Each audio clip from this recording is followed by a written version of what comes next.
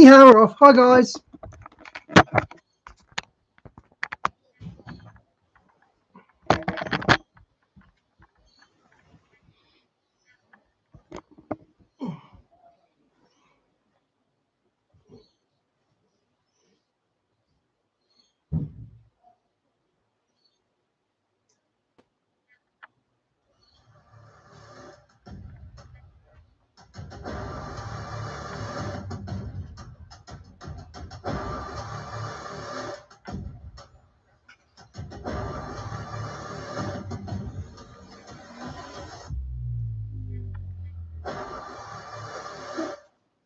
Hello, everyone. It's Hey, Doug Diane. Good to here, see ya. and it is time yet again for another episode of The Hot Seat.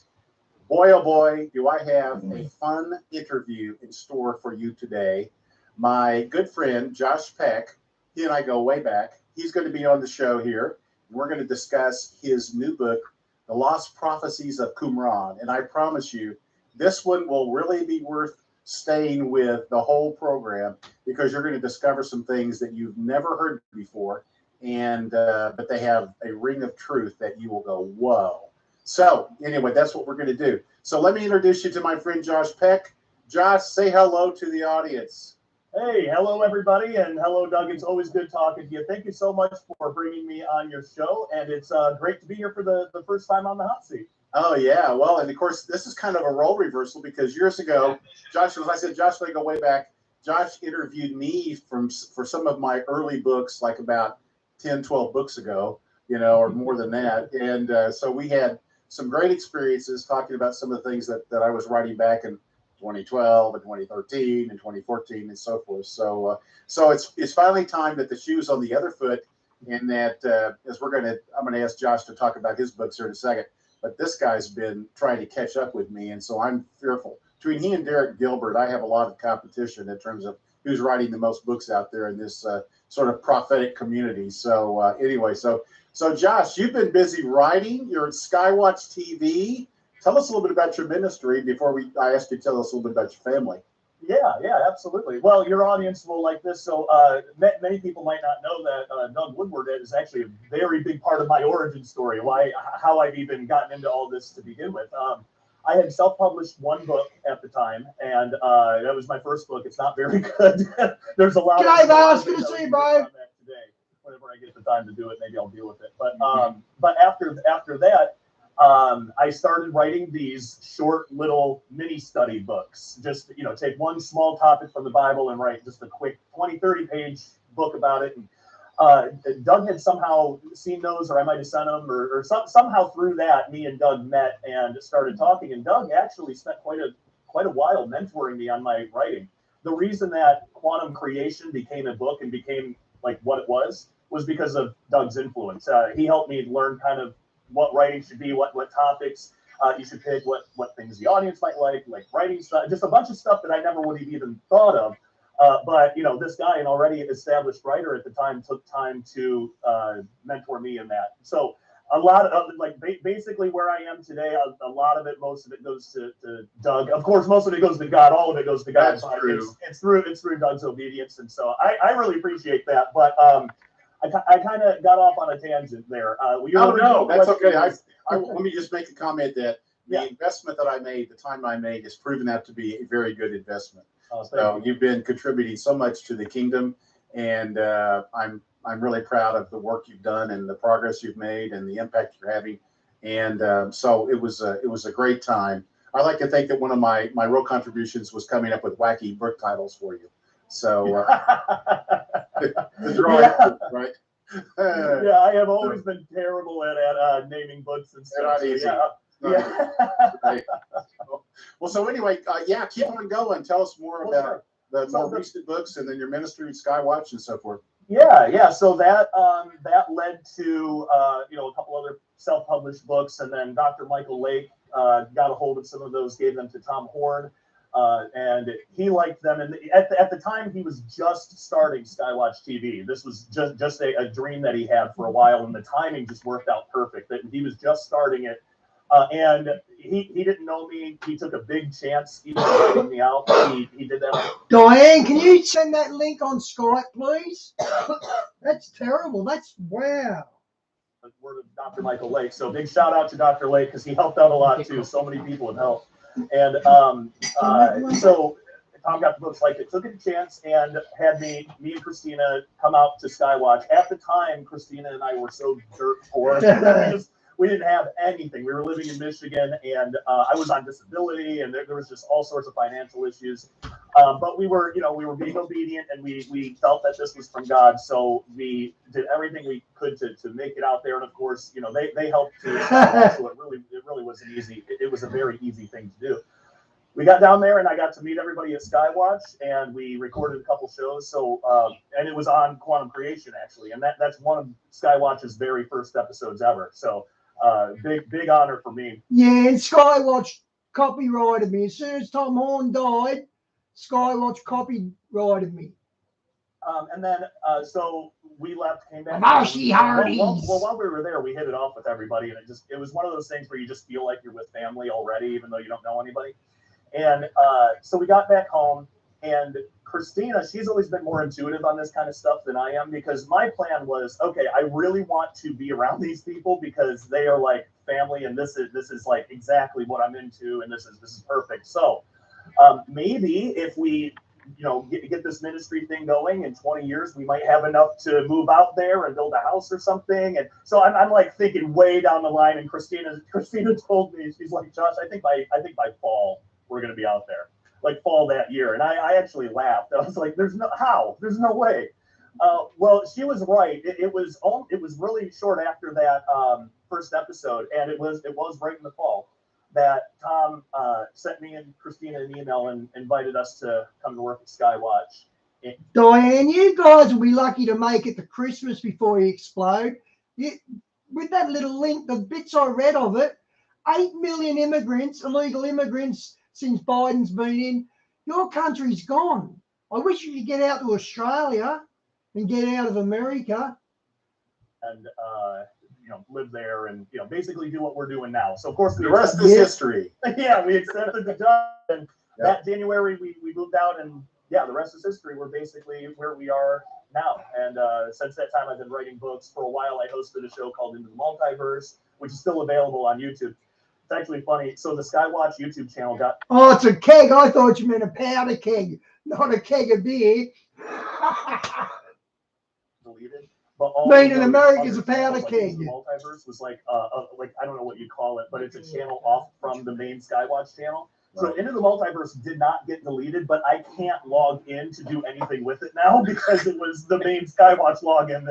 So it's still there, kind of in limbo. Yeah.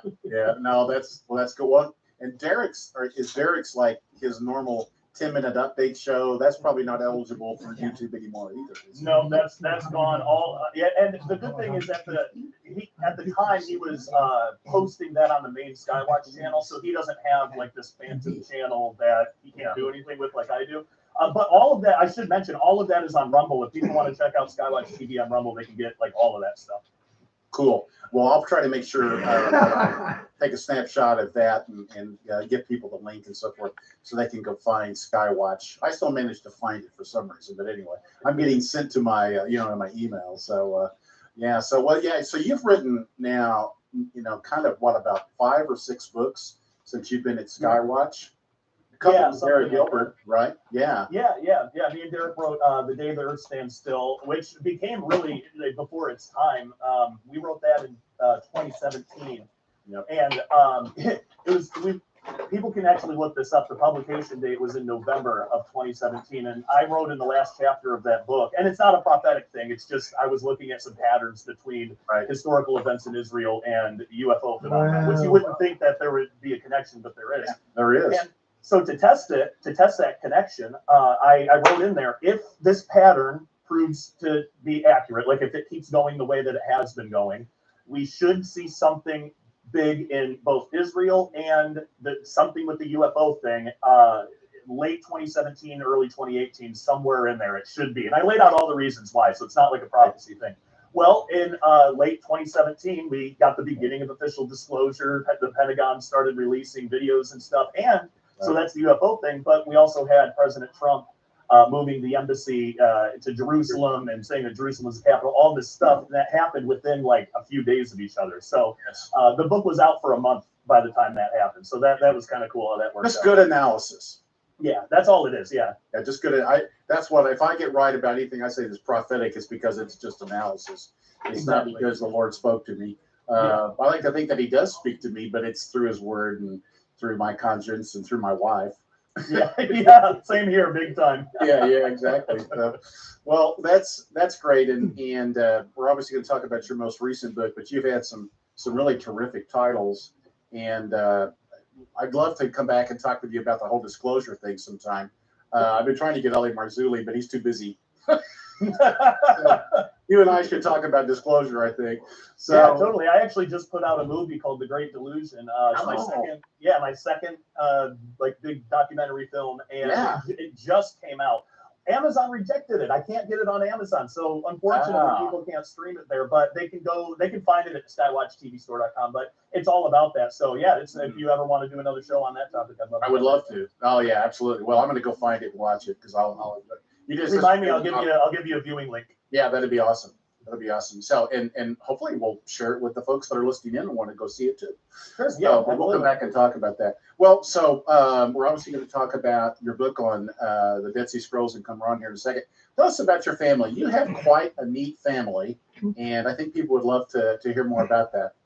Oh, I am blessed beyond belief. I literally wake up every morning not knowing why God, like I don't deserve this awesome family, but and everybody says this, but I do. I have the best wife in the world, and she's sweet. Doug would, I hope, disagree with me on that because he probably thinks this is. But but Christina, your wife, Christina, and I used to be. Diane, my mum was a barmaid, so I learned to pour a beer as soon as I started drinking. Rivals at Words with Friends. Every night before I'd go to bed, Christina and I would have a match on Words with Friends, and so she was my nemesis. She used to beat me all the time. So. Oh, me too. Yeah, she would beat me. Yeah, you're clever. Yeah, she's smart, and she's so we just celebrated our 12th anniversary. 12th Congratulations! Anniversary. Thank you. So so she's going to school. She just got her HHP certificate for holistic health. So cool. She's taking on clients now online. People can find out more about that on Facebook if they want. But so her and I, we have 5 kids. The most of note would be Nathan. He was diagnosed with leukemia a couple of years ago, and that was obviously horrible. Nobody's going to go through that and say, yeah, it was a breeze. It was horrible, but there were so many miracles through that whole experience. And Nathan's okay. He's in remission. He only has, I think, 3 more weeks of maintenance therapy left, and then he is done. So praise God for that. I'm so glad to hear that. I had not heard. Frankly, I was embarrassed to ask because I hadn't heard. Oh, we haven't really been talking about it that much on that. Okay. Okay. So well, anyway, that's tremendous news. So that's wonderful. Praise God.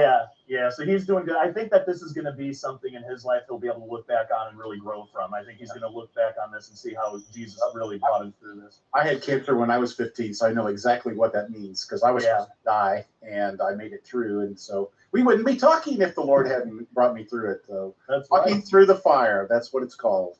Yeah, and even with me and Nathan, it was kind of a bonding thing. I didn't have a life-threatening illness when I was a kid, but I had a debilitating bone disease. Right. I actually still have it, but it's under control. But that's good news. Yeah. When I was a kid, though, it was really painful, and I had a lot of things that made me different than other kids because of that. And I know Nathan has had to deal with that. Well, Diane, that's interesting. The Pentecostal. It's kind of been a bonding thing for us. So. It's like not all things are good, but God can work and does work all things together for good for those that love Him. So I think that's one of those situations. Then we have 4 other kids, Jackie, Lily, Adam, and Anya now. And Anya is, I think, 8 or 9 months old. It's hard to keep them all straight. I was going to say, can you imagine, those families that had... Adam and Eve supposedly had something like 31 children. Yeah. I don't know. It's like, now see, who are you again? So why do I know you? Oh yeah, you're one of my kids. Oh, that's Yeah, I only have 5, and it's already getting to that point. I was gonna say you had to go over to your list and make sure you didn't leave somebody out. So. Yeah, I have long since abandoned all hope of remembering their birthdays. Christina remembers them. I think that's more of a mom thing anyway. Yes, that's right. She knows that they all get their birthdays, but yeah, I don't. I can't ever remember those things. So, but yeah, that's pretty much what's going on in that household. Everything is going relatively well. The kids are all doing relatively well, as are we. And yeah, that's about where we're at today. Well, that's good. I surfaced the things I wanted to learn about how you're doing and the number of kids, because I knew it's like, oh, we had another kid. So yeah, well, that's fantastic. Yeah, you believe as I do that Christians should have more children because we need to outpopulate, the unbelievers. Certainly the Muslims, the Mormons, they have that strategy. It's like we just need to outpopulate everybody else.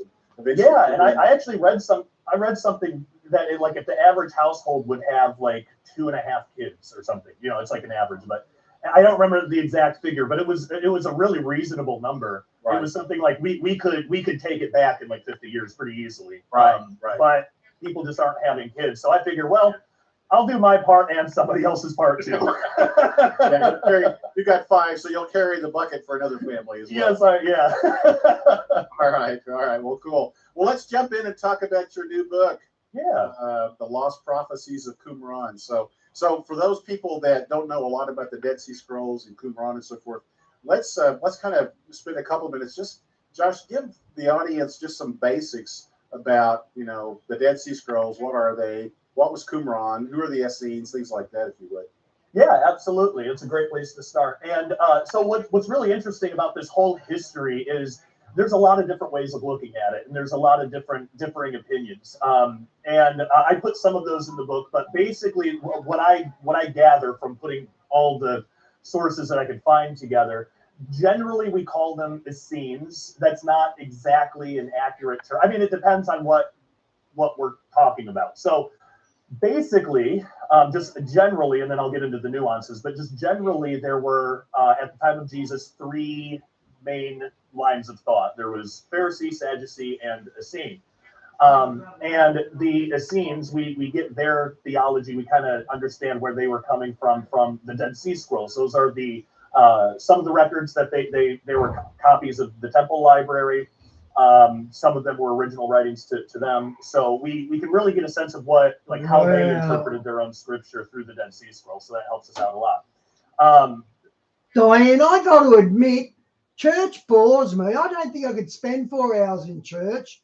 I think church is boring. Maybe I've been to the wrong churches, but as it stands, I think churches are boring. In my understanding, so we have the Pharisees, and people are probably pretty familiar with that, and that turned into Orthodox Judaism after the temple was destroyed. Yeah, that's the thing that people aren't familiar with, is that the rabbis really were Pharisees before they graduated and took a new name. Yeah, exactly, and that tradition continues on into today. Sure. Then the Sadducees, they basically kind of just didn't really believe in anything. And then the Essenes were probably the closest to what we would call Christianity today. It was like a pre-Christian Christianity from what we gather from their scrolls. So again, they were formed sometime around the same time that the Pharisees and Sadducees were formed. And this occurred in what's called the 400 silent years between the Old Testament and the New Testament. Yeah. And so according to the Essenes, they believed that the Pharisees and Sadducees had become corrupt. They were calling Diane, there's nothing in the churches, and they're not preaching about the end days. They're not preaching Jesus is coming back. They're not preaching we're about to go into a world war. So they're just fluffy sermons. Yeah, I don't blame you for not going. Sons of darkness, and they referred to themselves as the sons of light. They formed a settlement in Qumran. So at some point during that 400-year period, there was an official break off. And at that point, it seems like they may have went to Alexandria for a little while, and then when things kind of calmed down, they came back to Qumran. But however it happened, they ended up in Qumran and started a settlement there. And that's where they wrote and kept the Dead Sea Scrolls, and they were still around during the time of Christ. This is right by the Dead Sea, which is like, what, 17 miles from Jerusalem or something like that? Yeah, very, very close. Yeah. And now some they were living in the desert, essentially, something that you and I wouldn't really want to do. But they were kind of, I guess, what's called ascetics. You know, they were they lived you could say, a Spartan life. Well, that may be the tribe of Dan, but that's another story. But go ahead. Tell us more about the Essenes. Sure, yeah. So some of the nuances around what to call them, because it's funny, if you make one tiny mistake, you're going to get blasted on that. Like if we did this whole interview and everything I said was right, but if I said one time on accident the book of Revelations. Diane, the Pentecostal church, they're into the holy gifts, the spiritual gifts, aren't they? They're more into that than anything. Is that true? Yeah, everybody would focus on that. It's Revelation, you know. So I get blasted a lot, mainly about that I call them the Essenes. The only reason I call them that is that's just the generally accepted term today. I didn't come up with it. I was born into it. You know, that's what most people. That's what I use. Right. Yeah. So really, what it is, though, if we want to get into the nuances, we would call the people in Qumran the priestly sons of Zadok. And the Essenes, you know, according to Josephus, and that's a Greek term, but the Essenes would kind of be those people throughout Israel that followed that line of thinking, that followed that theological interpretation. So, and again, there's other ways to look at it. This is kind of what I got from it. It's sort of like not in terms of theology, just in terms of structure. It's sort of like the Vatican and Catholicism today. So you have Vatican priests that are at the Vatican. They are Catholic, but they're priests at the Vatican. And then you have Catholics in the world that follow that interpretation, you know, generally.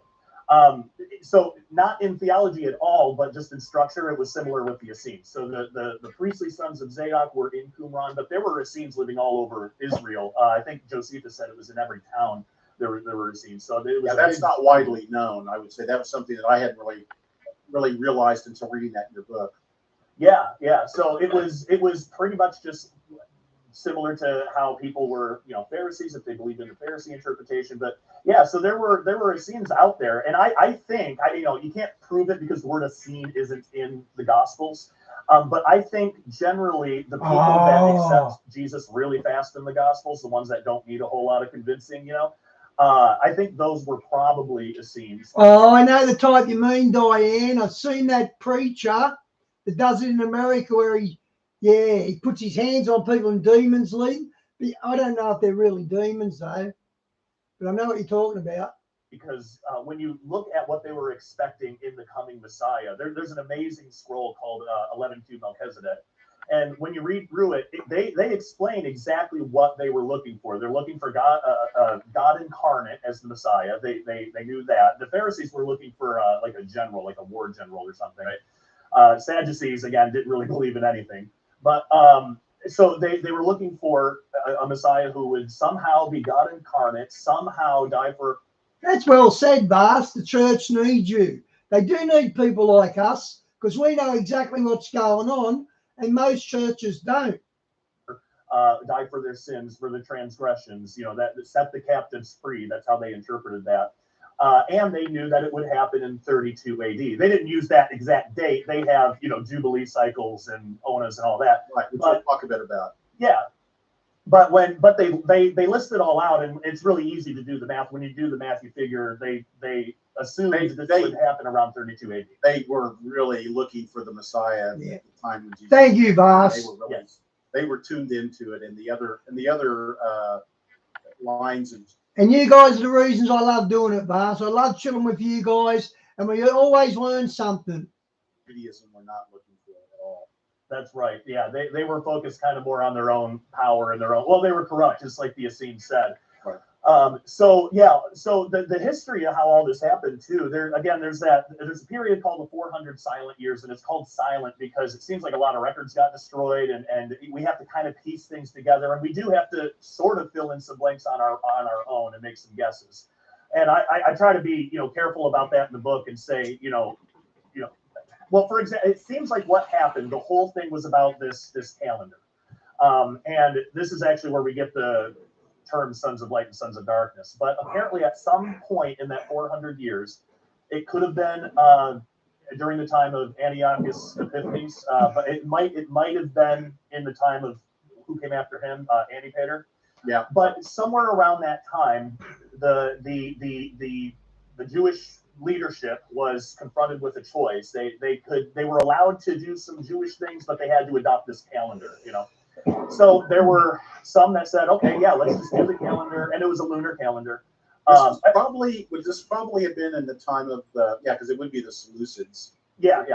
Which were really the Greeks that were in Syria, but they were essentially, you know, this had kind of been handed down from Alexander the Great in terms of their power and all that. But yeah, they were, you know, influencing things, and so that was a fascinating thing that is a key theme, I think, in your book, is that there really are two calendars. There's a lunar calendar and a solar calendar.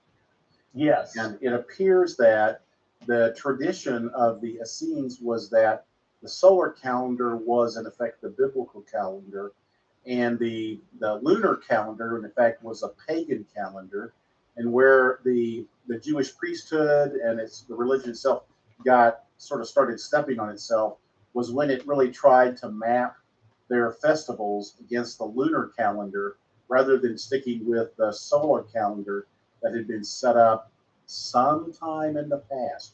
We don't know, was it, you know, set up 1,000 years before, or was it set up not that far before, you know, the Essenes made a big deal out of it? We don't really know. But go ahead. Yeah, and so that history is kind of hard to piece together because of things like that. And but yeah, apparently, at least according to the Essene belief, they had the original biblical calendar that God taught to Adam. Right. I'll tell you, it'd be a good bong in heaven, a Pope bong, smoke through a Pope's head.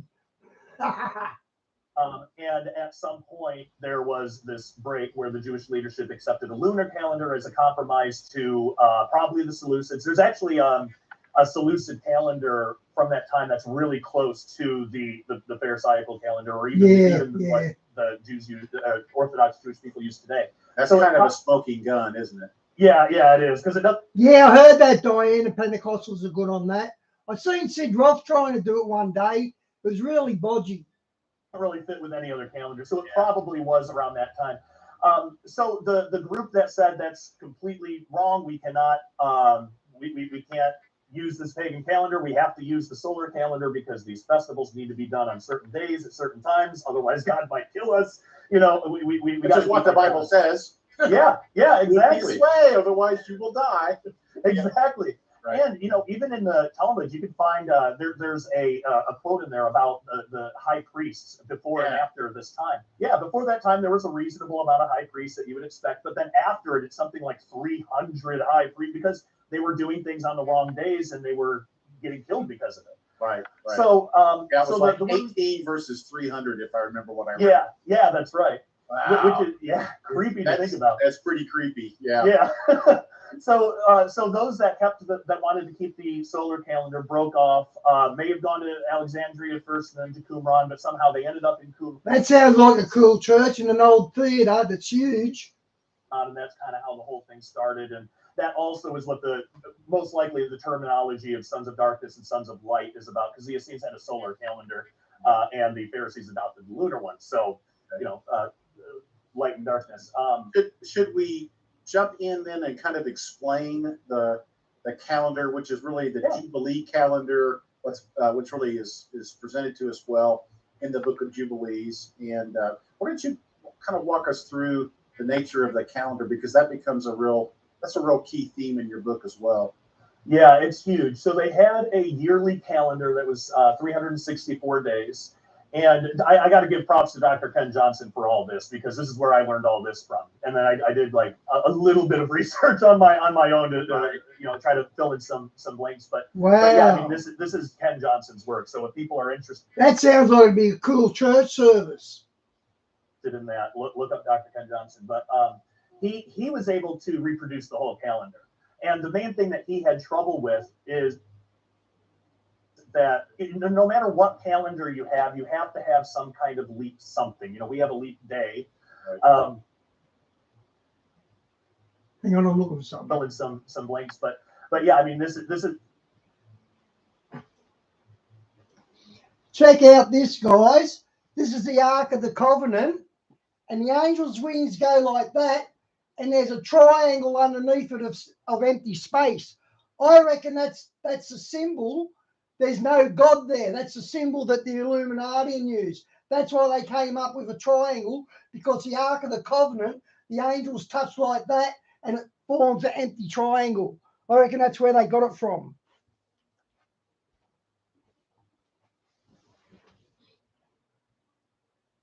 Ken Johnson's work. So if people are interested in that, look up Dr. Ken Johnson. But he was able to reproduce the whole calendar. And the main thing that he had trouble with is that no matter what calendar you have to have some kind of leap something. You know, we have a leap day. And the Jewish calendar today has, or the fair cycle calendar had like a leap month that they would put in. It's very confusing for those of you that haven't looked at the Jewish calendar today. You know, it's a crazy cycle. Yeah, and you've got all kinds of, I think they're called intercalations. Is that what they're called? Yeah. That calendar is difficult, and if you think about it too, like even hey, Johnny, good to see you, mate. Because it's not as easy as we have a leap day every 4 years. Johnny, when God tells me to stop drinking, I will. He told me to get off methadone, and I got off methadone. As soon as I did, I got the Wizard of Oz decode. So as soon as he tells me to stop drinking and smoking pot, I will completely. Oh. Oh. It's like every 4 years, unless this other thing, then it's every 100 years if this other thing, and even our system is really confusing, and it isn't really all that great. But just to remind everybody, it's because there's 365.224 something. So it's like, you know what, 365 and a quarter. That's why it's not an exact. Right, it's not quite every 4 years you have this, you know. Yeah, Shawnee, I don't get stoned where I can't talk. I don't get drunk, so drunk that I crash out. I just like a good buzz on beer and a good buzz on pot. I don't get smashed on it. You're right. This leap year. Yeah. And then every century, unless it's divided by a certain thing, you have to add another day. And we didn't in the year 2000, you know, because of it fell in one of those rules or whatever. Yeah. And so explain, if you would, how the 365-day calendar gets trued up to, in effect, fit into the, you know, the 365.2 whatever, you know. So basically what the Essenes did was they just added a leap week, and then How's Triggy going, Diane? I heard from him about 24 hours ago, maybe 2 days ago. This did was it allowed them to keep all the Sabbaths straight. As long as they just started their calendar on the solstice. So sometimes they'd have to, you know, go 3 days forward or 3 days backward. But either way, and they do that every 5 or 6 years or something. So it's actually really easy to deal with. And in the back of my book, Dr. Johnson was gracious enough to allow me to reprint the 2020 calendar year. And what's interesting about that is that year had a leap week, so people will be able to see the leap week in the calendar. But also, what's great about this calendar is you can use that same calendar pretty much for any year, because it always lines up the same. It's just where's the leap day or whatever. Okay. But it all lines up. So the Sabbaths stay the same. So that way, when they did their temple rituals and stuff, they would all line up on the same day every year.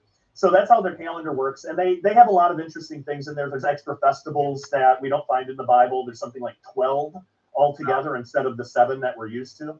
That's a nice biblical number, 12. Yeah, it is. And actually, it makes more sense too when we have like those 3.5 year counts. You know, it's 3.5 Moedim cycles.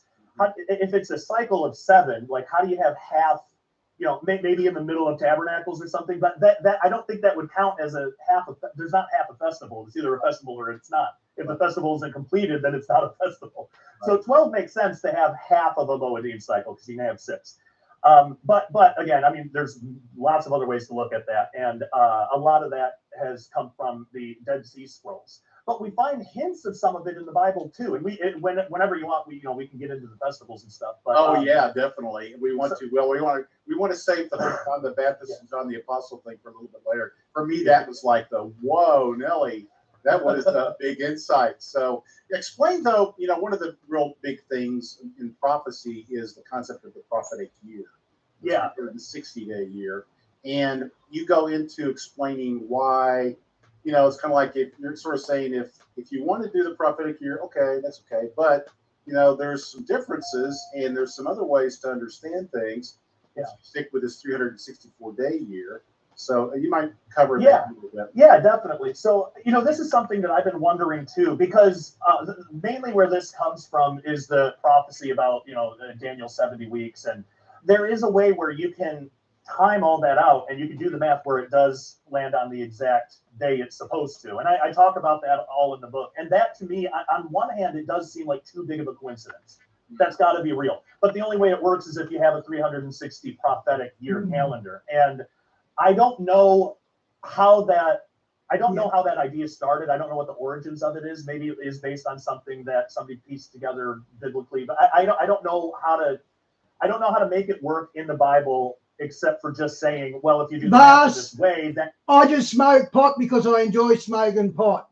No other reason. I enjoy smoking pot. it comes out like that. But you have to have so the way that I am respectful of that view for sure. And I'm not even at the point where I completely disagree with it because it. Yeah, Diane, the UK's health system is very much like Australia's. It's basically free. It's basically free for people who haven't got money. But England is getting overrun with all the migrants from Muslim countries and all that, and their health system is collapsing. And that's why Tricky's having to go through all this. Yeah, it does seem like too much of a coincidence. Just to explain from my perspective, both Daniel and Revelation, they talk in terms of these, sort of this 7 years, 3.5 years, and sometimes they talk about months, sometimes they talk about days, but it certainly is easy to see there why one would come up with this, 12 30-day months or 1,260, days and so forth. And of course, it's also led to the view that, well, maybe at some point in time, perhaps it was Joshua's long day or whatever, that God changed the rotation of the earth. So it wasn't exactly 365. It was at one time 360, but now it's not. And it's because of something that we did, that, or it's a meteor or something that passed by and it altered the orbit of the earth. I mean, there's all kinds of jacked it up. Yeah. But go ahead and explain why that's not necessarily a requirement to understand the place of this other calendar.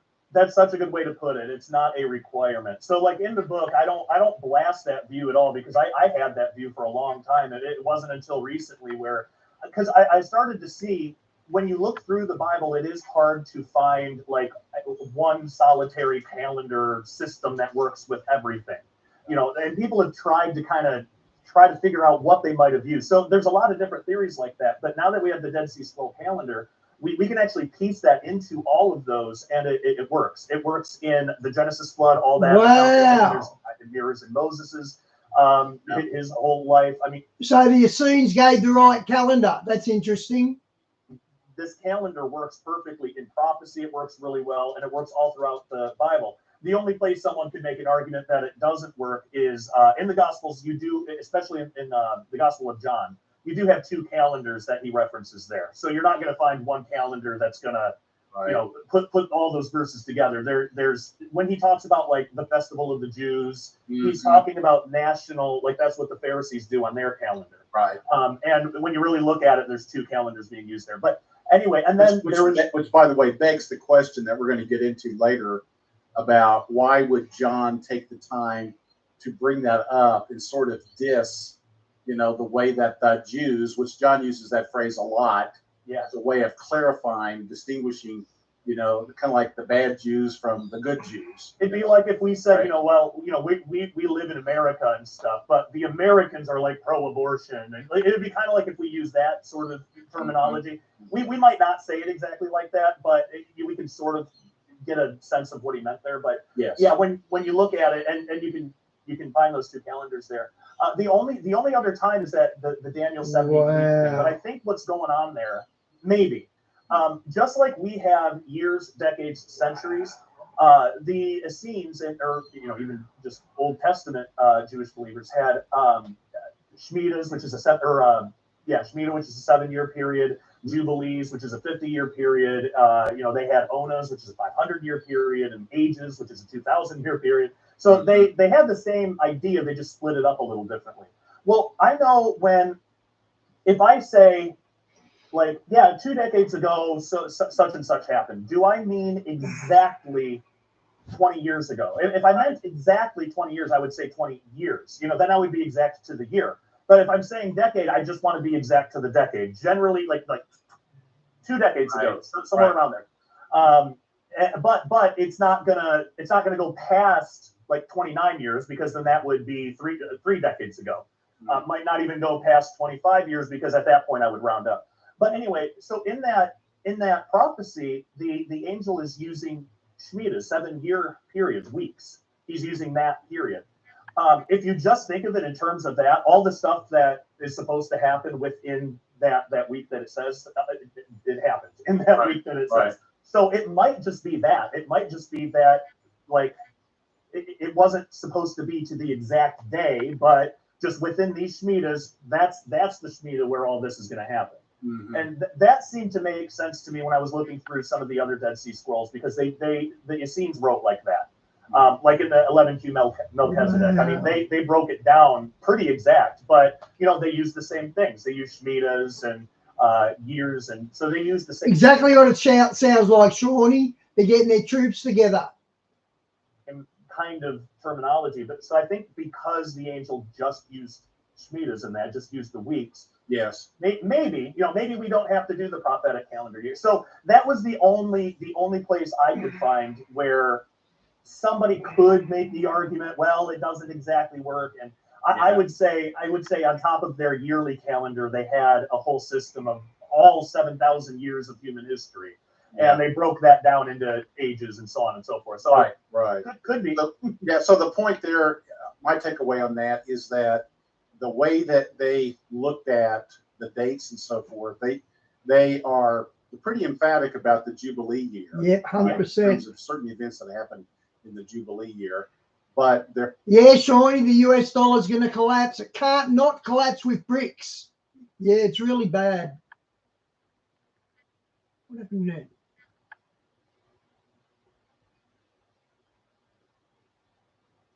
Oh, man. Wi-Fi dropped out. Yep.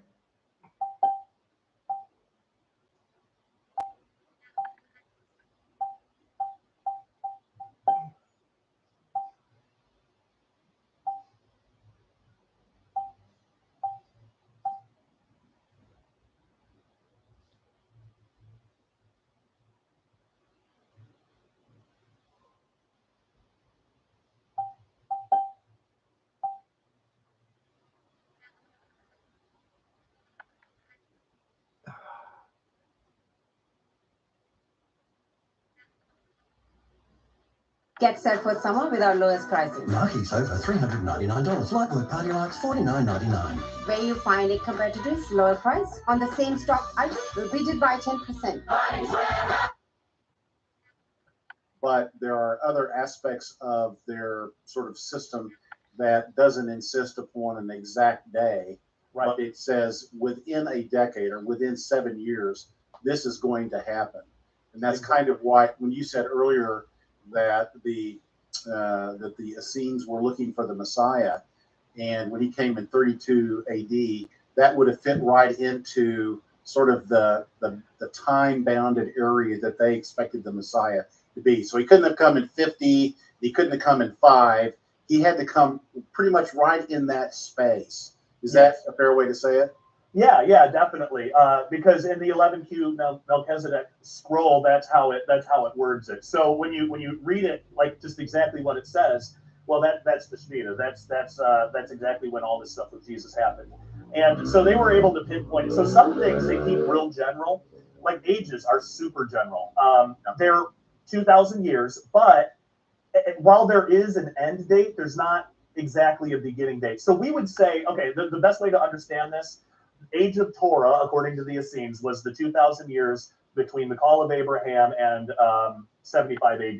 The official switch over from the Pharisaical system to the the sacrificial system, I should say, to the just pray a lot and it should be fine. Well, the new Judaism, as I say in my work on the Septuagint, basically what had happened, of course, is the temple had been destroyed, and the Sadducees were gone, and the priests were gone, and all you had left from the rubble was the Pharisees, and they were lucky that they came out alive because they snuck out their leader, in a coffin outside the walls before the Romans completely destroyed things. Yeah. So you sort of have this one group left, and so it's kind of like, well, what do? We don't have a temple. We don't have a priesthood. We don't have a sacrificial system. I got an idea. Let's make it all about prayer and following, really rigorous laws. We already started down that path anyway. Jesus didn't like that, but we did that anyway. So let's go ahead and keep doing it. Diane, that link says they've got 3 aircraft carriers in the Middle East. That's pretty heavy. And so exactly. And then they invented this thing which you talk about called the oral law. Yeah, exactly. You want to make a comment on the oral law or whatever? Please go ahead. Oh, sure. Yeah. So the Pharisees actually had this idea. Jesus called it the tradition of the elders, that the Pharisees, were rendering the word. So basically what had happened, the Essenes had what they called the Testament of the Patriarchs. And that was supposedly fascinating. Yeah. Oh, I know. Yeah. According to the Essenes and according to the Dead Sea Scrolls, and pieces of these were actually found among the Dead Sea Scrolls too. But according to them, it was the writings of Adam, and it was the patriarchs. It was their last will and testament, basically.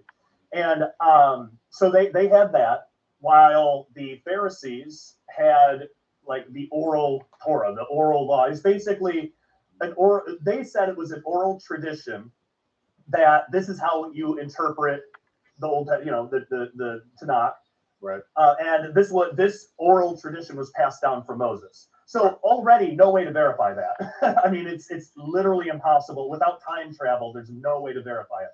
You can verify Testament of the Patriarchs, at least that the Essenes had them, and this is what they say. Yeah. You could argue, well, maybe they faked it, or maybe they messed with it somehow. There's no evidence to suggest that they did that. They seem to be really good record keepers, and they seem to be really interested in preserving the word exactly how it is.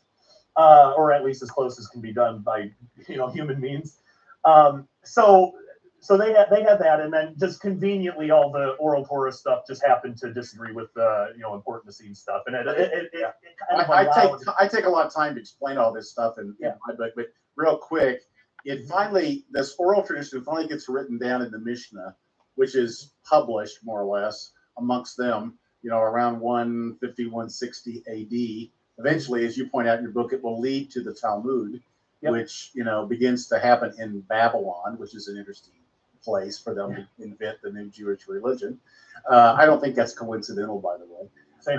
Yeah, right.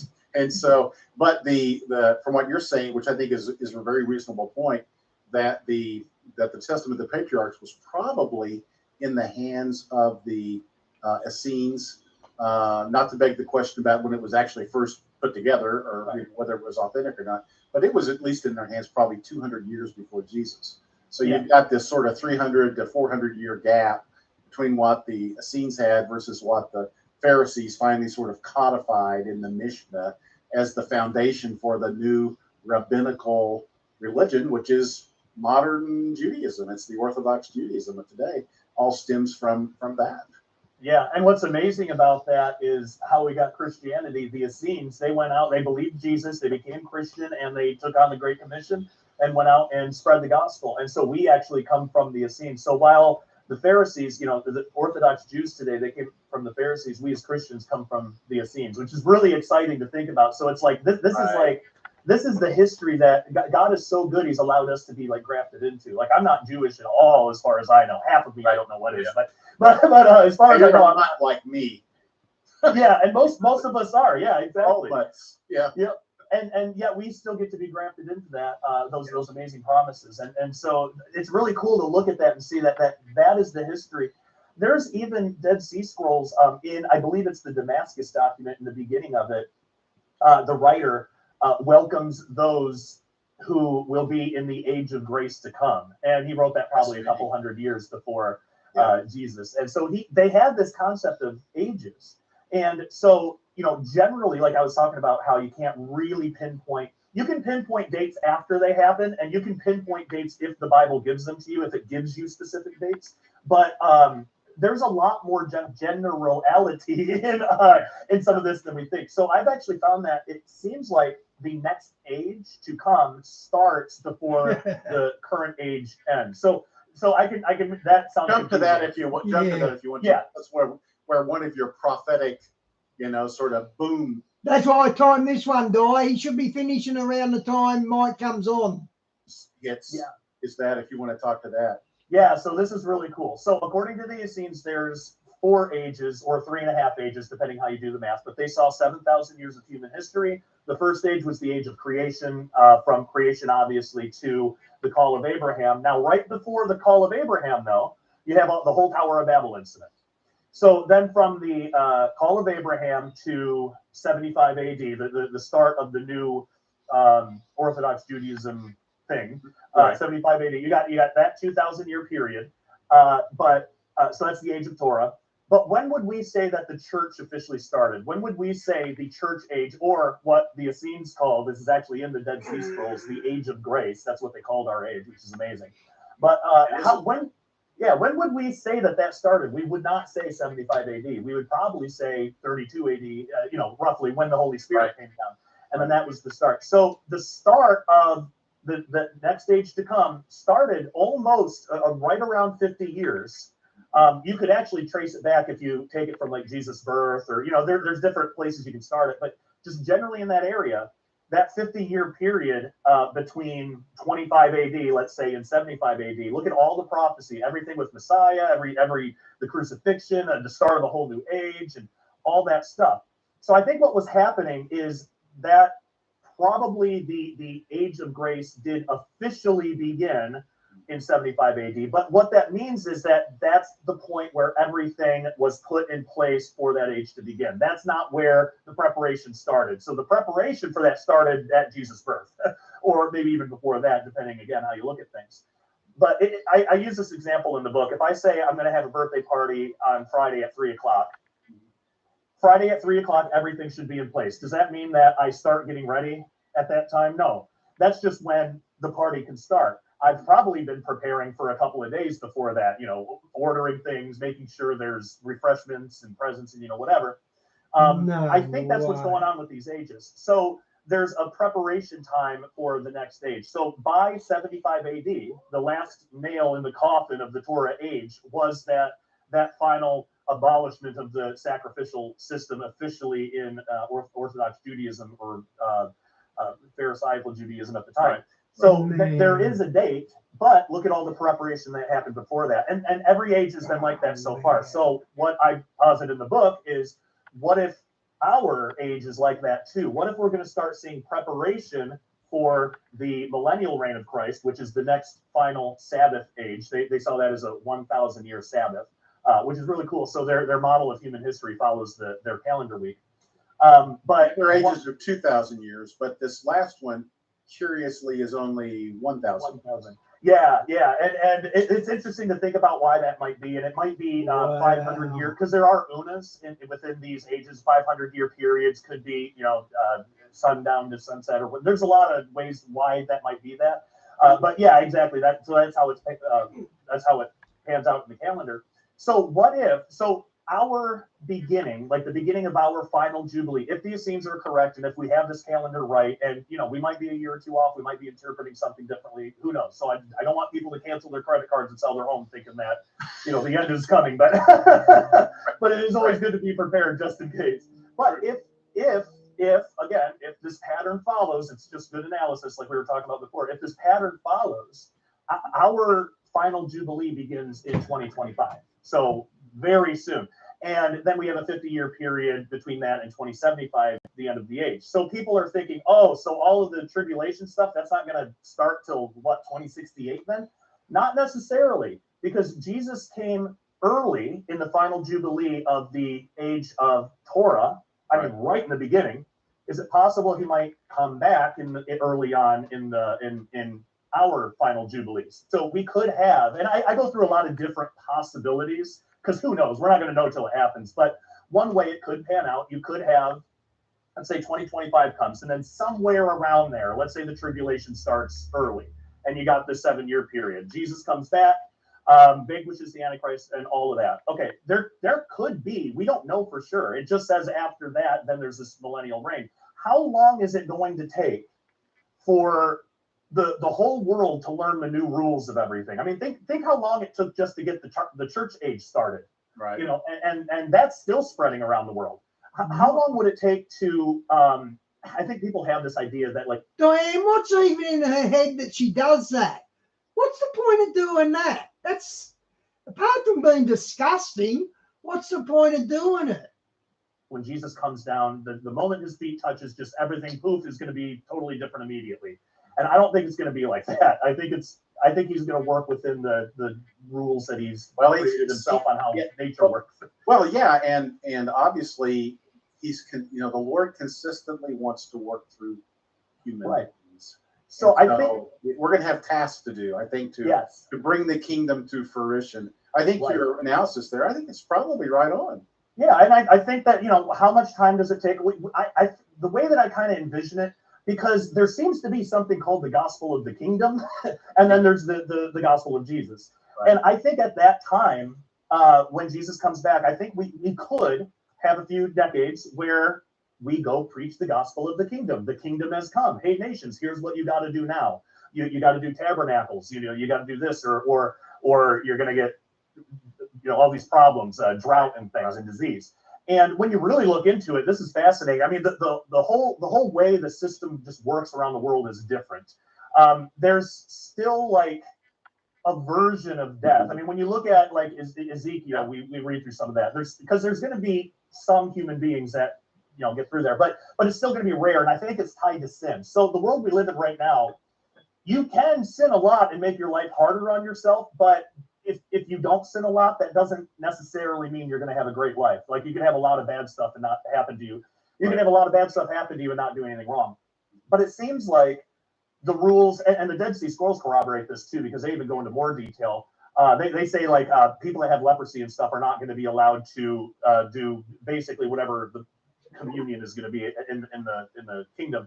They're not going to be allowed to come. Well, why not? If they're just sick, what did they do? Well, when you look, they get disease and drought if they don't celebrate tabernacles. We get that from Zechariah or Ezekiel, one of them. So it seems like disease still exists, but people bring them on themselves through rebellion and sin and stuff like that. But it's not going to be as common, I think. So anyway, let me stop. Yeah. Let me ask. Let's talk about the gospel of the kingdom. There's, as you know, there's a pretty big debate about whether the gospel of the kingdom is really kind of the got to follow the law to be saved versus the gospel of Jesus, which is, believe in the Lord Jesus Christ and thou shalt be saved. All right. And the debate today is whether or not, what you're saying is the gospel of kingdom may begin in the millennium, at the first part of the millennium. What the dispensationalists teach is that once the rapture occurs, which they assume, and I'm a dispensationalist, so I think, well, okay, that may be the case, that there's a rapture, and then there's a period of time. I think it's more like 10 years versus 7. But, and that was the other thing I was going to get into. But go ahead. Yeah. All right. So you have this period, and then you have the millennium. All right. So Jesus comes back in the millennium.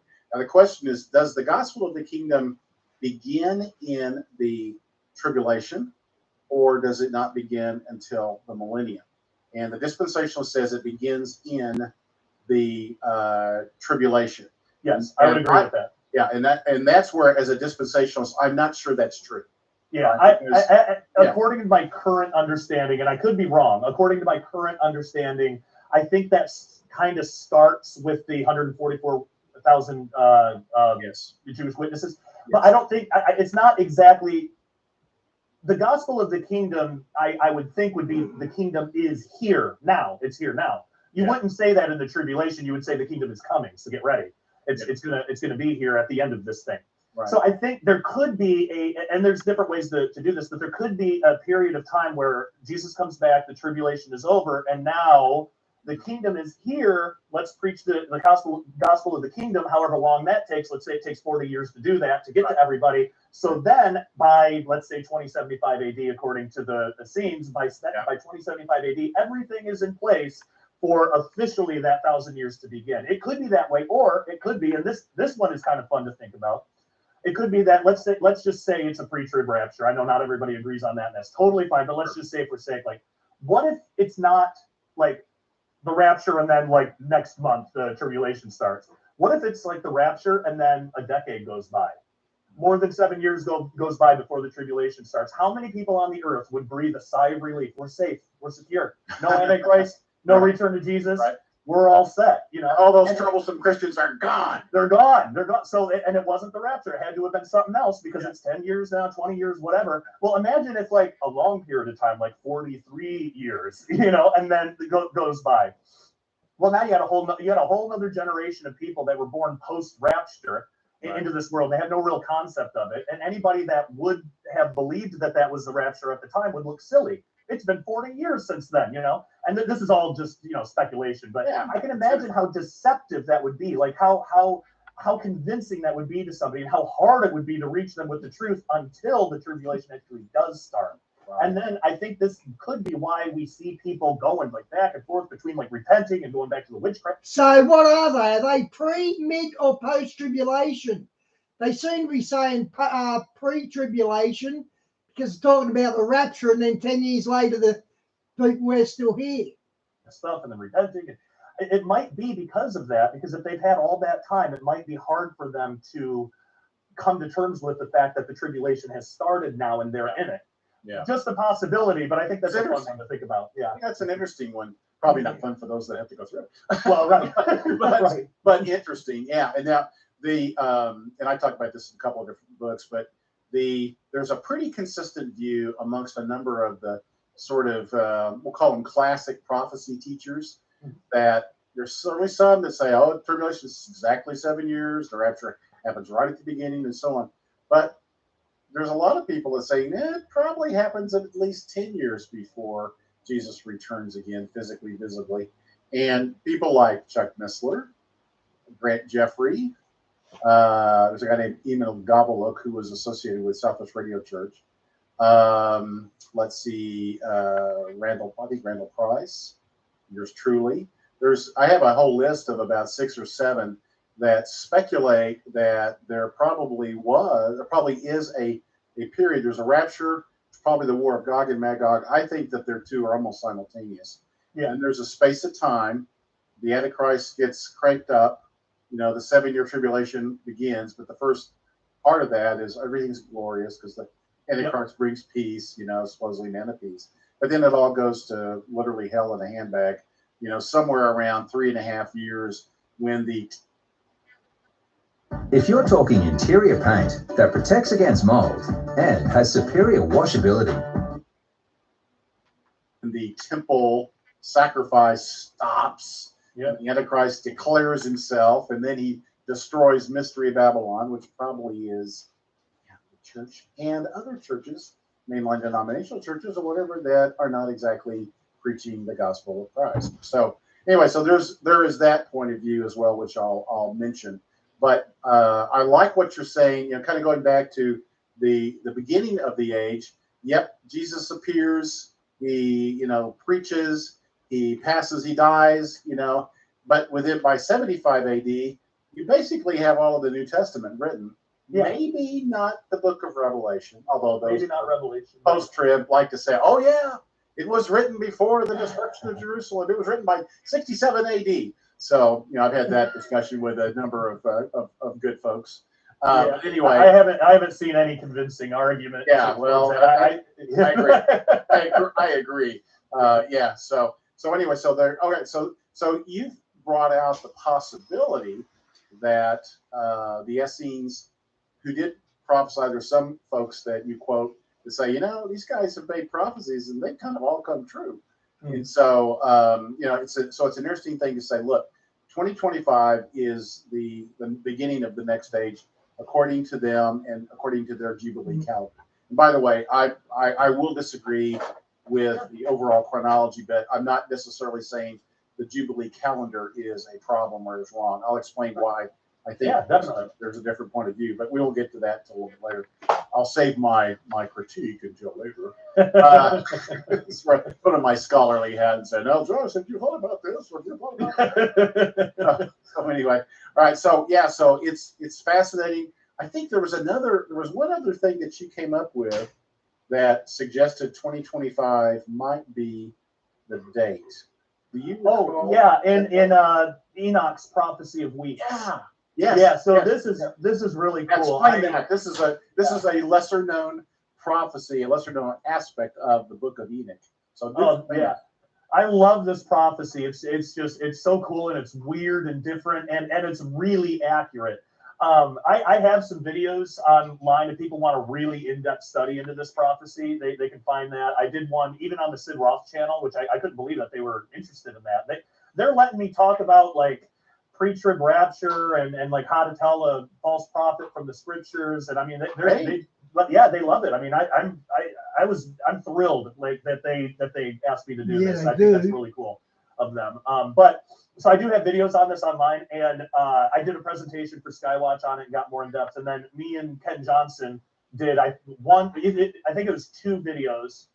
It was either one long one or 2 videos or something, but we did something on Enoch's apocalypse of weeks. So this whole prophecy, it maintains the 7,000 years of human history, but it splits it up differently. It splits it up this isn't necessarily a calendar, it's just a prophecy. But it splits it up into like 10 weeks. Each week is 700 years. So this isn't like a Shemitah that's 7 literal years. Each supposed week is 700 years. So each day would be 100 years. And it basically goes through all of human history, and it says what will happen in these weeks. And so when you go through it, you know, it's accurate. I mean, it's really accurate, but there's some nuances in it that it took me a few times reading it all the way through to really pick up on, especially since in the writing, and I don't know if this is just in the Ethiopic text or what, but in the writing, the prophecy is like split up. Like you get the second half first, and then a couple chapters later you get the first half. So you got to kind of put it together. Right. But what's amazing is when you put it together, you actually see it has what's called a chiastic structure. And this is all over in Jewish literature, but it basically means like a palindrome. The beginning matches the end. Yeah. Big theological word though, chiastic. Although it's probably almost poetic in a way because it's a poetic structure. It's a poetic structure. Okay, go ahead. Exactly. Yeah, so line 1 and line 10 have really similar ways in the way that they describe that week. So in both of those, week 1 and week 10, it says something about the 7th part of the week. And it uses that term 7th part. Yeah. Then weeks 2 and 9 doesn't say anything about the end of any week. It just gives information, and it doesn't really say when. And then weeks 3 through 8 all say at the close of the week. So this is all prophecy that happens at the end of this week, and they all match. So it made me think, okay, I get why 1 and 10 would be similar and different because you got an opening and a closing. So I get that. But why are 2 and 9 so different? So I looked at 2. Week 2 is when you have all the Watcher stuff, the days of Jared. The flood you have in week 3. So, but you have all of the Nephilim kind of genetic experience, whatever, Mount Hermon, days of Jared, that stuff. You have all that happening there, and you have, it says that a man through it will be saved. Well, that's got to be Noah. He's the only one. He was born, and these numbers I'm getting from Dr. Ken Johnson. So I'll point out to those folks that follow me. These numbers are all consistent for the most part, consistent with the Masoretic text. Yeah. And I will get later. We'll talk a little briefly about the fact that I believe that the Septuagint chronology, which is quite different than the Masoretic text, for me, I believe is the correct chronology for the overall, history of the Bible. However, that doesn't necessarily invalidate what was going on with the Book of Jubilee and the Jubilee calendar and things that were happening there. So anyway, all right, go ahead. Oh yeah, and I definitely want to hear about that because I'm not really familiar with that view. So there's probably a whole bunch of stuff I'm missing here. So that's exciting to me. I want to hear about that. Sure. But so all these numbers come from Ken Johnson, and you can go to BibleFacts.org and look at his timelines tab, and you can find all this. And also there's a Dead Sea Scroll calendar on there. We also made a print version that you can buy for the coming year. So if people want a print version of the Dead Sea Scroll calendar, that also has our own calendar on it. So anyway, Noah was born, the man who was saved. He was born in 1000. If I got my numbers right, 1056 A.M., which is Monday or age of the earth. Since the birth of Adam, right? Perhaps since the creation of the world, which is what Anno Mundi means, right? Yeah, exactly. So from the creation of the world forward, 1056 years, that was when Noah was born. So what's interesting about that's in week 2, and it's almost right in the middle. Now remember, week 2 didn't have a descriptor of when in this week this is going to happen, and only weeks 2 and 9 have that, where they don't have a description of when it'll happen. Week 2 has something that seems to maybe point to the middle. I mean, it's not exact. Again, it's 1056, so it's 6 years off. And it's just the birth of Noah. It's not when he was saved. That would have been in the 3rd week. So there's different ways to interpret it. Right. But me, it's like, okay, there's something there that points in the middle and there's no description of time. So maybe if there's no description of when this happens in the week, maybe it happens near the middle. So I looked at week 9 and I did the math and I put it in the book. And basically the middle of week 9 is 2025 So that blew my mind. Yeah, that blew my mind. So again, even in Enoch saying, I mean, you got to do some stuff to get there, and maybe it's contrived. I am totally willing to accept that possibility. But when I saw that, I thought, okay, that might be something. It's weird. If it was like 2050 or something, I probably wouldn't even have paid attention to it.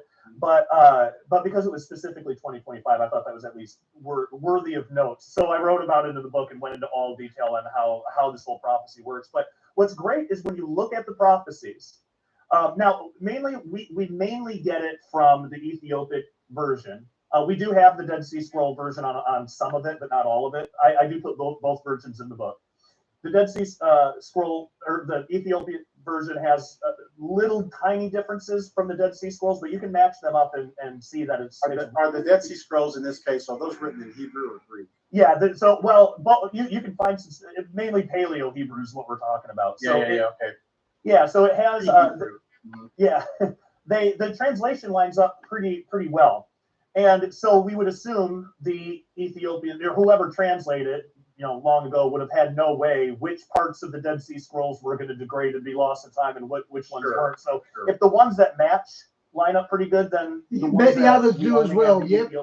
Ethiopic version, it's at least it makes sense to assume those are probably accurate too. Okay. But we can go through, and I do in the book, go through all and show how each week has an accurate prophecy, even pretty specific prophecy. Right. Wow. So if all of that is right, and week 9 it talks about basically the beginning of the end. Like this is tribulation. This is when the angels are judged, and when that's what it says. And no descriptor is given. So does that start maybe in the middle? That's the question I kind of posit in the book. And that was another thing that I thought was really interesting. Yeah, no, it's cool. And and so I think that's pretty fascinating stuff. So let's see. There's so many things to talk about. We may not get to everything.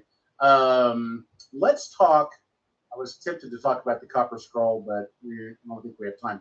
Let's jump in and talk about the theory that you've got, which I think is fascinating. Kind of convinced me that John the Baptist was in the Essene community, might have even been leading it at the time.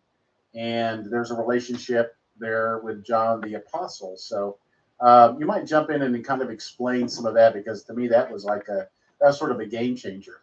Yeah, me too. This was so cool to discover, and it convinced me that he was at the very least, at one time part of the Essene community. I think he probably was. Yeah, John the Baptist. And so when we read the Gospels, we read when we first get introduced to John the Baptist, he has 2 apostles, and we from John's Gospel. John doesn't really name himself in his own Gospel, but he mentions the name of the one apostle, James, right? And then he says the other apostle, or like the other disciple or whatever of John the Baptist. Yeah. Well, that was John. It was John the Apostle, right? Yeah. So you have John the Baptist, probably that was teaching John the Apostle. So John the Apostle was being mentored by John the Baptist. We think this James, because John's brother was James. Yeah, I believe so. Yeah. So it might have been the 2 brothers, the sons of thunder, as they were called, James and John, possibly. Probably. Probably. Yeah, probably. And so Yeah. so that makes a lot of sense why they would be there together. And so there's one connection we have. It seems like in Qumran they kept up this tradition of School of the Prophets, and we get this And from this is cool. yeah, we get it from some church fathers, and I include those in the back of the book too. Yeah. It's not extensive, but people can look into it more on their own. But basically, what it seems like we learn about the School of the Prophets in the whole Elijah thing from Second Kings, and it seems like that was carried on even into Jesus' day. And there was always a School of the Prophets, and there was a person that was in charge of that. And one of the church fathers compiled a list going all the way to Caiaphas and Annas and stuff. And Right. no, I said right. Yeah. Oh, I thought you said why. No. I don't ask why. I just accept. But anyway. So. But yeah, so he had this list, and you can kind of work things out and figure out, his father Zechariah, and you can kind of work this out. So that's what he might have been. But let's put that to the side and say we don't know. Was he in a scene? Like can we at least make that case? And I think there's several reasons to think that might be the case. First, the Essenes actually believe that they were a fulfillment of Isaiah 40, verse 3, about the voice crying in the wilderness to prepare a way for the Lord. Oh, by the way, there's some really cool stuff in Acts and Paul with that. But but they write in the Damascus document, or Community Rule, or maybe both. I think it's Damascus document. Yeah. But they write in there that they left to prepare the way of the Lord. They were going to prepare the way of Messiah. Well, that's what John's talking about. John the Baptist. That's what he's talking about in the Gospels, preparing the way of the Lord. So that right there, I mean, that to me, I'm convinced. That's enough. But there's more. There's a connection there, brother. Yeah. Yeah. And so that was a big part of why they went to Qumran in the first place. It's actually funny in the book of Acts.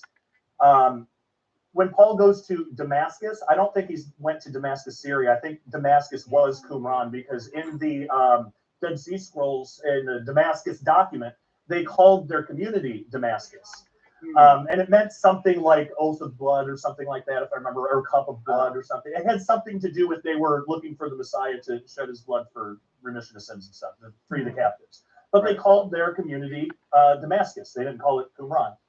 So there's a case I think that can be made, and I try to make it in the book, where when Paul went to Damascus, that's where he went. But and it says in there, God told Paul, go to a street called Straight. Right. And in that prophecy, it's a path. It's a straight path. So if your whole community, you're fulfilling this straight path, this way of the Lord prophecy, wouldn't it make sense to name one of your roads Straight? So I thought that was really cool. But also, this is a weird little detail, but I think this also helps kind of make this case that John had something to do with the Essenes. He had this diet of locusts. Isn't it weird that the Gospels mention that? It mentions it as if we're already supposed to know what that meant. Now, did the Synoptic Gospels mention it, or just John's Gospel? I think it's just John. Yeah, I think so too. Which is going to lead us into the other point. Go ahead. Yeah, exactly. I think he was making a point there. Yes. But the people that would have been reading that at the time, the people in Israel at the time, they would have known that, because we actually found out that he had a diet of locusts. I show in the book that locusts were not actually a common food in Israel at the time, except in Qumran, where we actually find instructions in the Dead Sea Scrolls on how to prepare locusts for food. So they had that diet. They were the only ones that did. So maybe they were more well known for that. And locusts and wild honey. It was like caramel popcorn. Right? Yeah, definitely. And also, John's father worked in the temple, but for some reason we don't see John following that tradition. Well, the Essenes were. Yeah, you were saying, though, if I'm interrupting, I'm sorry. Yeah, that John the Baptist, because his father was in fact a priest that did minister in the temple. Here's what I think happened. Yeah, okay. And this is so cool. So when you read the Gospel of John, you get this whole story with his father and this angel. And why didn't Zechariah believe that? When the angel told him what was going to happen. Well, think about where he was. He was in the temple. At this time, the Qumran community had already broken off. So why do we not see John following in the temple? I think his father realized, the Essenes were right. And what's great is the Essenes were actually known for accepting other people's children into their community to raise them as like an apprenticeship, to raise them as an Essene priest. So I think what happened, John's parents knew that they were getting on in age. They were pretty old. I think they sent him to the Essenes. I think they sent John to the Essenes to be taught by those priests because Zechariah had just realized, like, oh man, I've been wrong about this. And I you can't prove it, but it makes sense. So they were like maybe anticipating they're going to die pretty soon. Yeah. John may only be 10, 12 years old. We better take care of who he's going to grow up with, right? Yeah, exactly. So that kind of helps fill in those. If that's what happened, it helps fill in what happened. Also, and there's a lot of other reasons, but I'll also say that John was baptizing before Jesus comes on the scene. The Essenes were also known for frequent ritual bathings, and this was even an initiation thing into into Damascus, into the Qumran community. So, and you make the point that baptism did not originate with John the Baptist. Right. It was a practice that had been going on for some time, particularly with the Essenes. Yes, yeah, exactly. It was a big part of their culture, and it was a big part of what they did. And John was using that as an initiation into the way and into this new age of grace that was coming that he would have known about because he would have read the Dead Sea Scrolls, and he would have been well aware of the age of grace that is to come. That's how he knew so much, because everything he knew is in the Dead Sea Scrolls. Of course, he's being led by the Holy Spirit too. Right. But without the Holy Spirit, we wouldn't know which documents to read, which are trustworthy. So we have to be led by the Holy Spirit in teaching. Right. But I think that's why, and I think that's why he's such a strange figure too. Everybody knows that John the Baptist is like the weirdest guy in the Gospels. I think that's why. Wearing the sackcloth and ashes and being the spirit of Elijah. Yeah. And all that, and then Jesus making the comment that John the Baptist is the greatest of all the prophets. I mean, there's a lot there, right? Yeah. And what's cool about it too, you know how John the Apostle now really focuses a lot on love? Yes. What I think this actually came from a correction from the Essenes. So do you remember that part where James and John they went into Samaria or something, and they asked Jesus, hey, should we pray that God will send a bunch of fire on these people and destroy everybody? Right. When you read the Dead Sea Scrolls, they weren't hateful people, but they had kind of understandable hate. So I think that was really cool. But I think that might be why John was so focused on love. And one last thing, there's a lot of parallels with John's writing in the Book of Revelation and some elements from the Dead Sea Scroll too. Like you can find you can find Apollyon in the bottomless pit in the Dead Sea Scrolls. It talks about that. Yeah, so I believe that John was aware of all that, and it's not that he got it from the Dead Sea Scroll. He saw a vision, he got it from God, but I think he connected those and used those same descriptions for a reason. Sure. So those are a few of the pieces of evidence. Pick up a thread that we talked about earlier, the fact that in John there is this mention of the two calendars. Yeah. And John sort of, dissing, I assume that he mentions Pharisees, but he always talks about those that are against Jesus as the Jews. Yeah, it's nationalistic. Like the national Israel had rejected Jesus at that point. So I think that's why he describes it like that. Yeah. Well, and that could be. I mean, I think that he's clearly delineating between there's believing Jews and then there's the Jews. Yeah. And the opposition to Jesus was always the Jews. Yeah. Some people have even said, gee, John sure seems anti-Semitic for the way that he's talking about the Jews. He was Jewish. How could he be? He was Jewish. So, no, there's something else going on here, Yeah. But I love the fact that, when you talk about the feast and Jesus appearing at the feast and all that there's this separation between, what were the feast days according to the Pharisees. Shawnee, that's why I like streaming, because we learn a lot of stuff on these streams.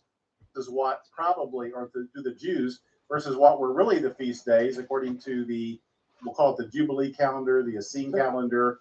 That seems to be implicit in the book too. I had never picked that up before. I thought that was fascinating. If you want to comment, please. Oh yeah, but that's why a lot of people have a really hard time figuring out the 3 days, of Christ's death, burial, and resurrection. Well, we got to understand we're looking at a couple different calendars here, so you don't have to fit every piece of information into one calendar about that. It's just going to be impossible. you need to what we need to do is figure out what is Essene calendar and then what is Pharisee calendar. And I kind of go through that in the book. It is a really in-depth study, and Kenny Johnson has put up some great stuff on that too. I go in it briefly in the book, and I even put a footnote in there saying, I almost didn't even want to write about this because it's controversial.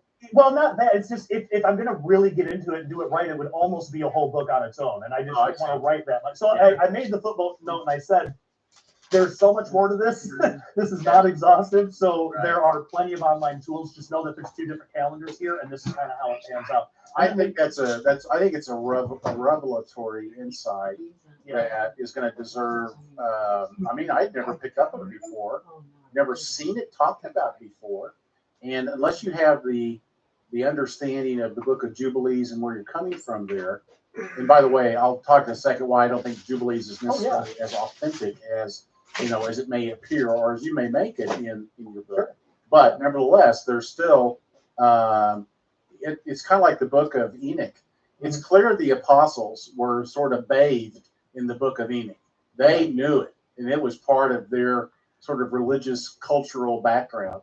Book of Jubilees was probably the same thing, right? And but it was clearly in opposition to the pagan Jewish calendar that the Pharisees and really at that time, obviously the Sadducees and the priesthood were following as well. And so this was a part of that separation, the frustration, the anger between, the Pharisees and the Sadducees, or the Pharisees and the Essenes.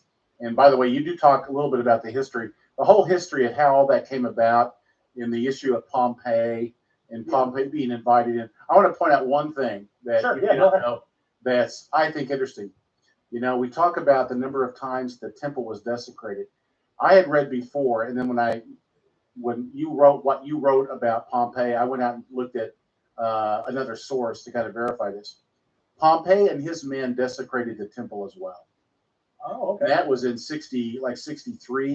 I never knew that. In. It's one of those lesser known facts, but I had actually mentioned it in one of my early books. But this caused me to go out and kind of double check and see if there are other sources that said this.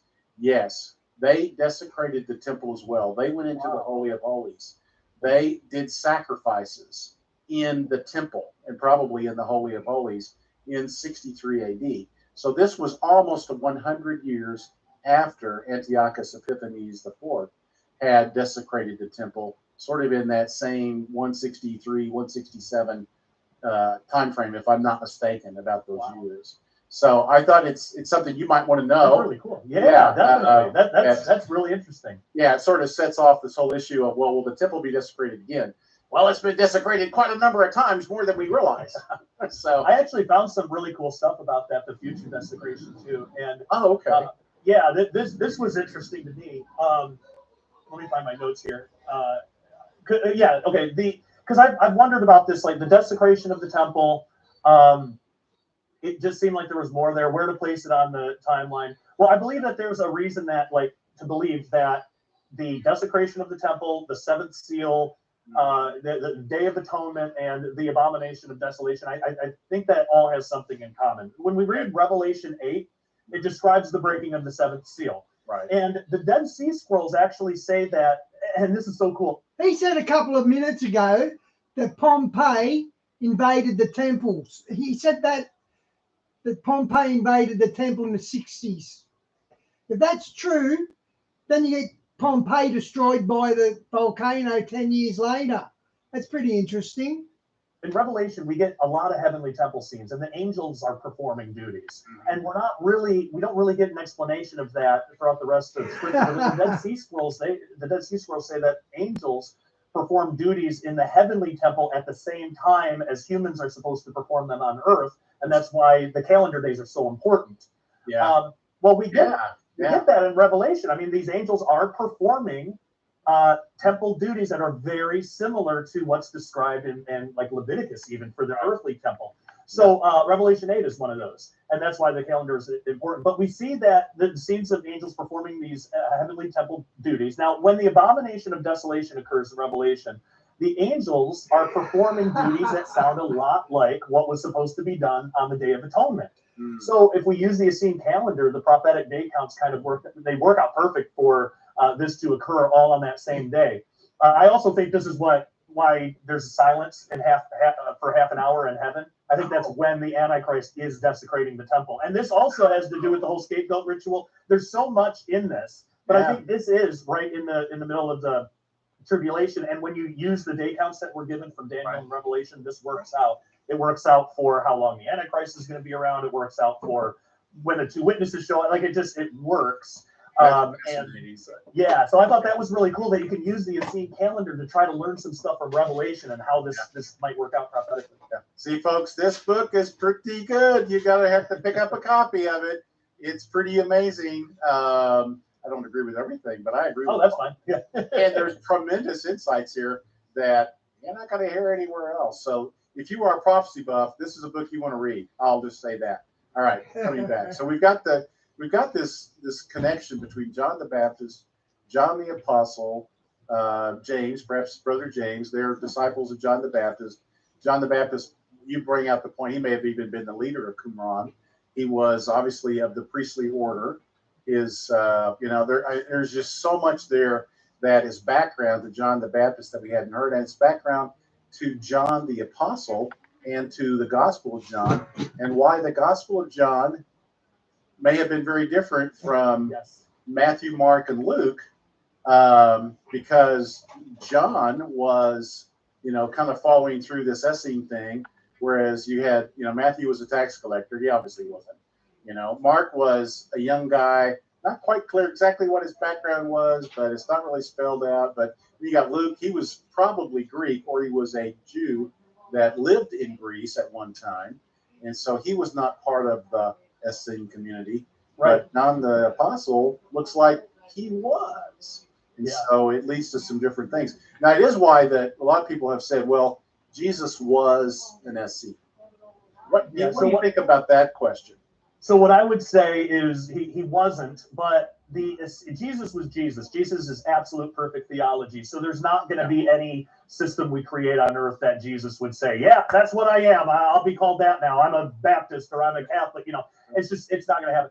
But so it's not that Jesus was an Essene. It's that he came with perfect theology to teach everybody, and the Essenes just so happened to have the theology that was closest to it. Indeed. And so it's like when Jesus returns, like, okay, let's just say everybody's got everything wrong on prophecy and Jesus comes back like right now. Well, there's going to be and I only bring that up just to make this point, there's going to be a denomination on earth, a Christian denomination that is closest to whatever Jesus is going to say. It's not going to be perfect, but it's going to be closest. So I think that's what was happening, because the Essenes had the closest theology to what Jesus was teaching. Not perfect, but pretty close. And because they were expecting exactly who Jesus turned out to be. They were expecting that as the Messiah. I think that's why they had such an easier time accepting him, whereas the Pharisees and Sadducees took a lot of convincing, and a lot of them didn't anyway. So, so it's absolutely fascinating stuff. Yeah, no, that's great stuff. Mention, if you would, most people don't know this. I didn't know this until I started doing some study on the Septuagint, that rabbinical Judaism is not the only form of Judaism that is active. Rabbinical Judaism emphasizes the oral law and all the commentary on the oral law. It's more important. I think you can make the statement, and they would reject what I'm saying, but for the rabbinical Jew, the Orthodox Jew of today, that the oral law, the Talmud, are more important than the Torah. Right. And that's shocking to us to learn that. But there is a group of Jews that believe that's all wrong, and it's only the Torah. You want to talk about them for a second? Yeah, so this actually came up in my research for Enoch's Apocalypse of Weeks, the Karaite Judaism movement, because there's one prophecy in there that I didn't know what to do with. Ken Johnson didn't know what to do with. I couldn't find any, the seventh week, I couldn't find any real good interpretation that made any kind of sense. And I had gotten to that part in my book, and I didn't want to not write about it, but I didn't want to just put something out there and say, well, it's this because I don't have any other. Right. I figured when I got to week 7, probably what I'd have to write is I'll tell the story about how me and Ken tried to figure this out, can't figure it out. Let's move on to week 8. Right. So I was done for that day. The very next day, I was going to be writing on week 7. So I had gone to bed. I prayed about it. I always pray and ask, if there's something that I don't know, Lord, show me. Holy Spirit, teach me. Yeah. Right. So that night, Diane, white collar crime in Australia, you don't get much jail for that. You can rip 10 million people off in a Ponzi scheme and you'll get 2 or 3 years in jail, where you guys, you lock them up for 100 years. You also do that with the paedophiles. We don't do that to the pedos. They get something like 5 or 6 years jail and then they get out again. You got a better system there. night I went to bed and I was watching just a random Chuck Missler presentation thing, and I think it was on I forget which book, but it was I wrote about it in the book. Yes. It was Galatians or something, or I think it was Colossians, but book that had nothing to do with Enoch, you know. And I don't even think Right. the book that he was teaching on even had any prophecy in it. Right. But somehow it connected with he mentioned the Karaite Jewish movement. It somehow connected with what he was talking about. It's spelled, by the way, Karaite. You're Yeah. pronouncing it Karaite or Karaite. Yeah, like I don't. correct. I think that's correct. I hope so, because I don't want to. I I don't know really, it's, you know, if you don't ever hear people use it before, you kind of Yeah. go, how do I pronounce that? So, exactly. right. Yeah. So he started talking about the history of the Karaite Jewish movement, and I realized when he put the dates up, that is exactly in the time frame of that 7th week. I wonder if that has anything to do with it, because in the descriptions it talks a lot about the righteous plans of righteousness. It talks a lot about these words that it uses for Abraham and Israel, and it's something Jewish, but it's something in like 700 to 900 AD, and it's like, what is it? Well, when I plugged all the information together and tried to find as much history as I could, which is actually really difficult, and at some point, me and Ken right now are trying to track down the original writings of the supposed founder of the Karaite Jewish movement, so we can translate to see what he wrote, because in the prophecy it says that these there's going to be basically a small group of Jewish people that will break off from the main group of Jewish people at that time. So between 7 and 900 AD, that what else would that be? Johnny, that's what I mean. 115 years. He'd probably get about 5 or 6 years here. Yeah, so you only do 16 years for basic murder. If you do a basic murder, after 16 years, if you don't play up in jail, you get released. It's pretty bad. You have Orthodox Judaism, but then you have the Karaites. The Karaites believed that it's Torah first, Torah only. You know, we just go with the Torah. That's it. None of this oral Torah stuff. They even got some of their ideas from the Essenes, which was really interesting to find out. So they started with that. The history of it in its early years is hard to track down. I got as much as I could, but that is an ongoing research project for me. So there's still a lot I don't know. Have you all attempted to contact the Karaites and visit with them? No, because I don't think the Karaites today, or the people that have Karaite Jewish movements, I don't think it's the same thing. Okay. Actually, they might have the history, though. They might. Yeah. That might be a source of way of getting information about their history, because I bet you they keep it. Yeah, probably. Yeah, and so at some point I'll have to reach out to them, but there are some differences, and that split. So here's what it is. At that time when it first started, after the original leader, I think his name was Anon, A-N-O-N, which is kind of funny with our day, the QAnon stuff, but his name was Anon. Anon, yes, Anon. Yeah, and so after he had his original writings, pretty much immediately factions started to break off, like after a little while. Yeah. So I don't know which. There seemed to be one true faction that actually ended up going to Israel into Qumran, and which was really cool. And the same thing happened with the Essenes. There were factions of heretical Essenes as well. There was Gnostics and whatnot, right? Yeah. So that happened with them. So the Karaites today, I don't know yet.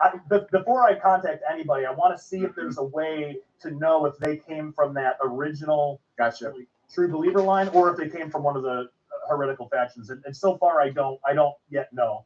But yeah, at some point, once I figure out the right questions to ask to be able to find out, because if I know what to ask, I can just talk to somebody from that movement to be able to find out. So what's really cool about that, though, is when you read the prophecy, it matches pretty perfectly to what happened with the Karaites. The only thing I couldn't figure out is in the prophecy, it says that group that breaks off and off of the apostate generation of Jews, that they will receive sevenfold instruction about all of creation, or something like that. Now, what's difficult? Yeah, or wisdom. And what's difficult about that is there is a difference between not a big difference, but it's a notable difference between the Dead Sea Scroll version and the Ethiopic version. So we don't know if it's knowledge or if it's wisdom or wisdom, then fine. That's easy. Then they have wisdom to do that. They put Torah first. That is wisdom. And 7 could just be a number of, who knows, completion or something. Coincidentally enough, to 7 possible interpretations of what that sevenfold instruction might be.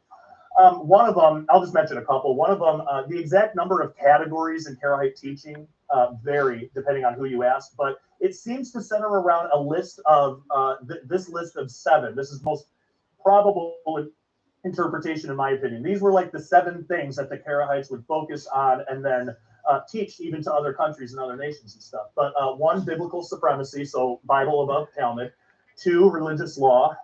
3, Karahite dogmatics. 4, religious philosophy. 5, hermeneutic rules or biblical literalism. 6, Hebrew grammar. And 7, natural science.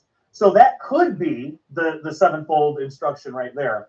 There's other possibilities. There was a famous Karahite writer of the time who was actually called the Grammarian of Jerusalem, and he wrote a comprehensive work in 7 parts. But again, that's in Arabic, so I don't know what's in it yet. I gotta find it, and then I gotta get somebody to translate it for me. But apparently that work was really influential at the time, so that could be the sevenfold instruction. But again, I don't, until I know what's in there, I don't know. It might be a whole bunch of New Age garbage, who knows? Well, sure. So there's the Karaites expanded into 7 regions: Israel, Egypt, Syria, Babylon, Persia, Europe, and the Orient. Maybe that has a connection. So there's a lot of 7s involved in the Karahite movement. Yeah. And I don't know which one, or maybe none of them. Maybe there's something else, or maybe it's not even Karahites and there's some other interpretation that fits better. But at least right now, according to my own understanding, I think it's probably those 7 categories of teaching that they really focused on. Because when I look at each of those, again, I don't know what exactly they taught at that time in these areas. But think about what we as Christians study. We study all this stuff, Bible above any, Talmud or any human interpretation. Yeah, Protestant Reformation principle, right? Exactly. Yeah. So that I found to be really interesting. People can get the book and find out more about that. Sure. And that video with Ken Johnson I have that has a little bit more information too. Now your book, kind of like my books in a way, it packs a lot of information in there. Thank you. And that's good. It's juicy stuff. I'll say that. So all right. Well, let me point out a couple of things we can discuss. Things that I kind of I'll pick on you a little bit about. Sure. One is the way that you want to articulate the formation of the canon and how the canon is formed. You take it's kind of also why you want to. There's sort of the rationale of why you want to clarify the canon at the outset of your book. Yeah. Because you're fearful people are going to take shots at you, right? Well, it's more. I don't want people to lift the Dead Sea Scrolls to the, because I know immediately people are going to ask, why aren't the Dead Sea Scrolls in the Bible? They should be in the Bible. I don't think they should. The Book of Enoch, it should be in the Bible. I don't necessarily think it should. And so in it, I give a very general, very basic, and there's definitely a lot of holes in it. But it's supposed to be just basic 101. You can look into it yourself, and there's a lot more nuances to that story. But basically, this is what I gather, and this is mainly why we don't want to lift the Dead Sea Scroll up to inspired text position. And that was kind of the danger I wanted to deal with right at the outset. Yeah, the King James Version people who have fired many artillery shells at me because of the view of the Septuagint I've got. They definitely hate the Dead Sea Scrolls.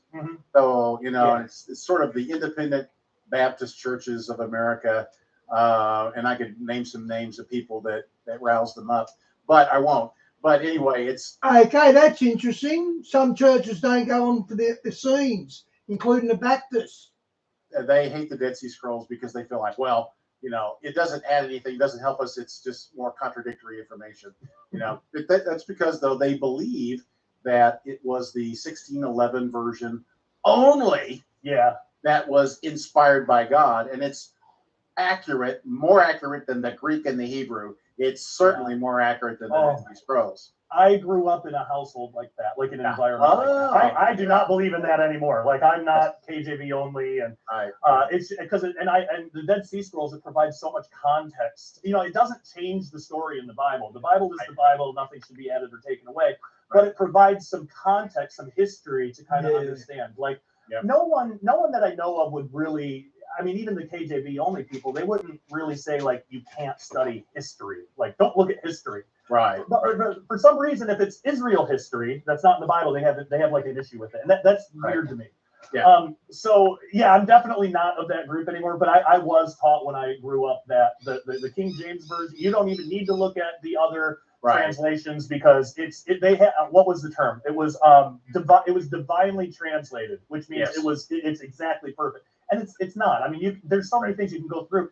It gets the story right for sure. I mean, you will get if you read the King James Version Bible and you believe it, you absolutely will be saved. Like there's nothing like that's more people have been saved. More people have been saved in English speaking. Didn't God say to put the book of Enoch aside for later days? I'm pretty sure there's something about that. Through the King James Version, yes, historically, than any other Bible, without any question. It's not even close. Exactly. So yeah, the story of salvation, it's there. It's there. Plain and simple, but the question is it more inspired than the original Greek and Hebrew? No, I mean, well, I would say it's the English translation of the original inspired text, and I don't think that I think that's fine. Right. If you want to get more into like idioms and nuances and context, then go to the original languages. There's a lot to learn. But if you just want to love Jesus and you want to live your life in servitude to Him, and you just want to learn what He expects out of your life and how to be saved. The Bible really is all you need for that. Okay. And this is why that the Dead Sea Scrolls weren't added into the Bible. Or for one thing, if they were, the Bible would be like that thick and nobody would read the thing. But I think there actually is a book published, which is the Dead Sea Scrolls Bible, which is basically just the Dead Sea Scrolls.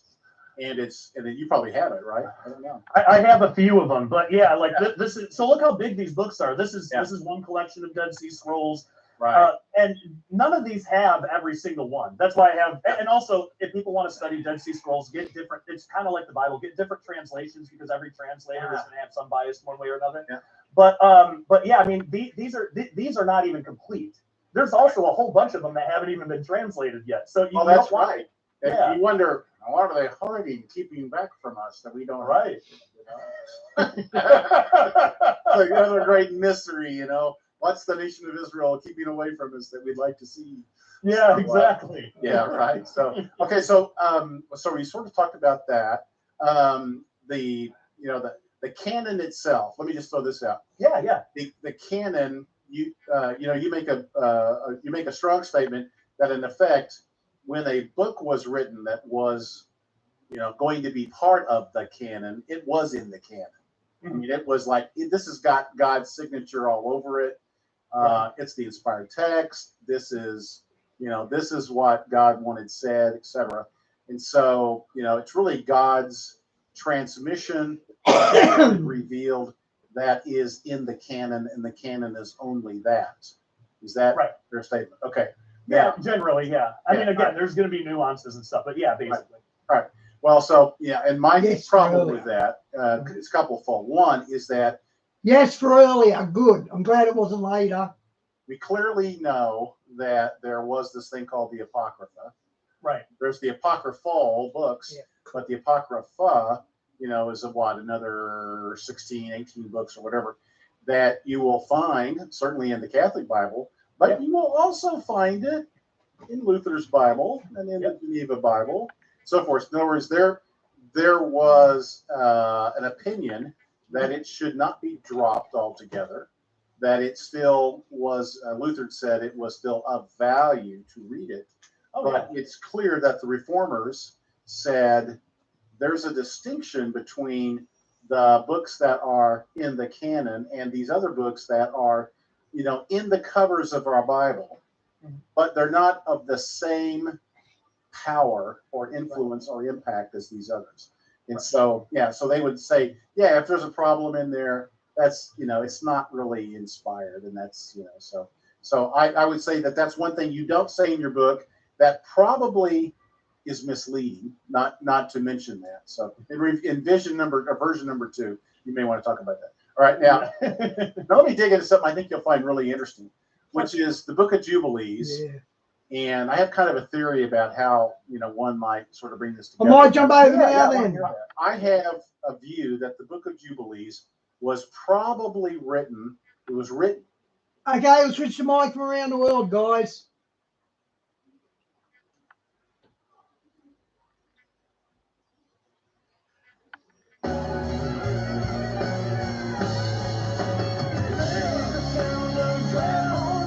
Thank you, Alicia.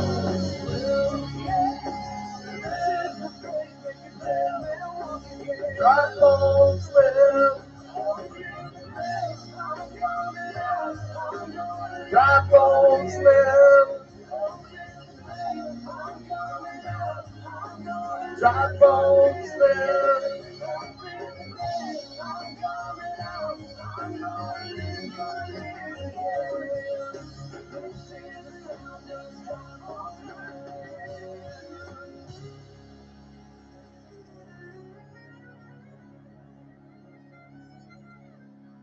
Are you serious? Are you serious? Oh, yeah, that's right. That's right. That song, of course, Rattle. It's on our album, Harmonize and Prophesy. I hope you got that CD. It is awesome. You shall live. It's a prophecy. It's Ezekiel 37. And guess what? Guess what, folks? Ezekiel 37 was God prophesying, restoring the nation of Israel, resurrecting it from the dry bones, from the Holocaust, from the gas chambers, from the starvation death camps. Then Ezekiel 38 says Israel will be attacked brutally by Gog and many nations, only to be victorious because the Lord, in Ezekiel 39, destroys Gog and the armies that he brings with him in the battle of Ezekiel 38, a battle of Gog and Magog. But right now we're in what's called Psalms 83. And I really believe we are in the Psalms 83 war, because just read The it. general consensus, isn't it, Everything guys? in it is exactly what's happening, including what they are proclaiming. It's unbelievable. It really is. Mike Around the World is going to join us, guys, any moment. I want to thank all of you in the name of Jesus. Don't forget, there it is, Invasion America webinar is going to be December 1st, last webinar of the year. Invasion America with Doug Hagman. Boy, he is unbelievable in this one. You'll blow your way, this one. Stan Deyo, the former FBI agent who worked on the Mark of the Beast system. Dave Hodges, Colonel David Giamona, Troy Anderson, my co-author of my book, Revelation 9/11. Mike from around the world, Bishop Larry Ragland. Oh, by the way, Bishop Larry Ragland just did a show tonight in which he interviewed me, and it's incredible. It is an incredible. This guy, unbelievable. Bishop Larry Ragland is on fire. Okay, and this was a great broadcast, and you can watch it. You can watch it like tonight, later tonight, or tomorrow, or something. Just go. Make sure you watch it. It's called The Big Picture with Larry Ragland. Okay, Big Picture. It's on YouTube, and he interviewed me, and it aired tonight. It just posted tonight at 8:00 this evening, and so it's there, and you can go see it and be blessed because it is a great. It really is a great interview. It really is. He's really good. So don't miss that. Mike from the World is going to join us here any moment. Okay, any moment, and we've got a big time broadcast and questions for him, of course. The Red Alert America. When you got the director of the FBI sitting there in front of the Senate Committee on Homeland Security and Governmental Affairs, and he's saying he's raising the level of concern that jihadis, sleeper cells, Chinese, or anyone else, that America is literally has become infested with Terrorists. hate, and folks who hate America. They've got in here different ways, mostly from the southern border, but they're coming in other ways as well. And they've been here for years, not just the last 2-3 years under Biden. I mean, Doug Hagman, in this webinar coming up, Invasion America, him and 3 other guys crawl through the woods, hidden in fatigues, and find a military camp of Hamas training jihadis, and he was able to get it on pictures. In America? The FBI came and they took all that, except that he has a few pictures left. He's going to show them to you.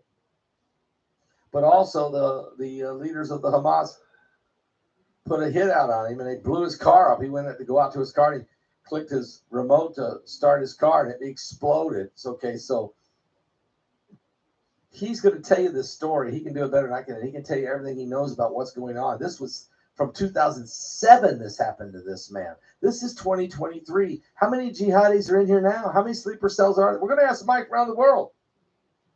We're going to ask Mike around the world tonight. Good.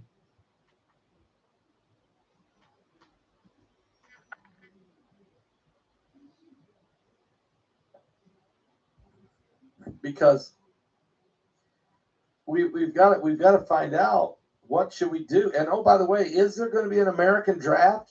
Is the United States going to rebring, because we can't get enough people to volunteer to join the Army anymore, the Navy, the Air Force, the Marines, because I wonder why everywhere you go you get beat. And so do we. We're Australian. We back you up.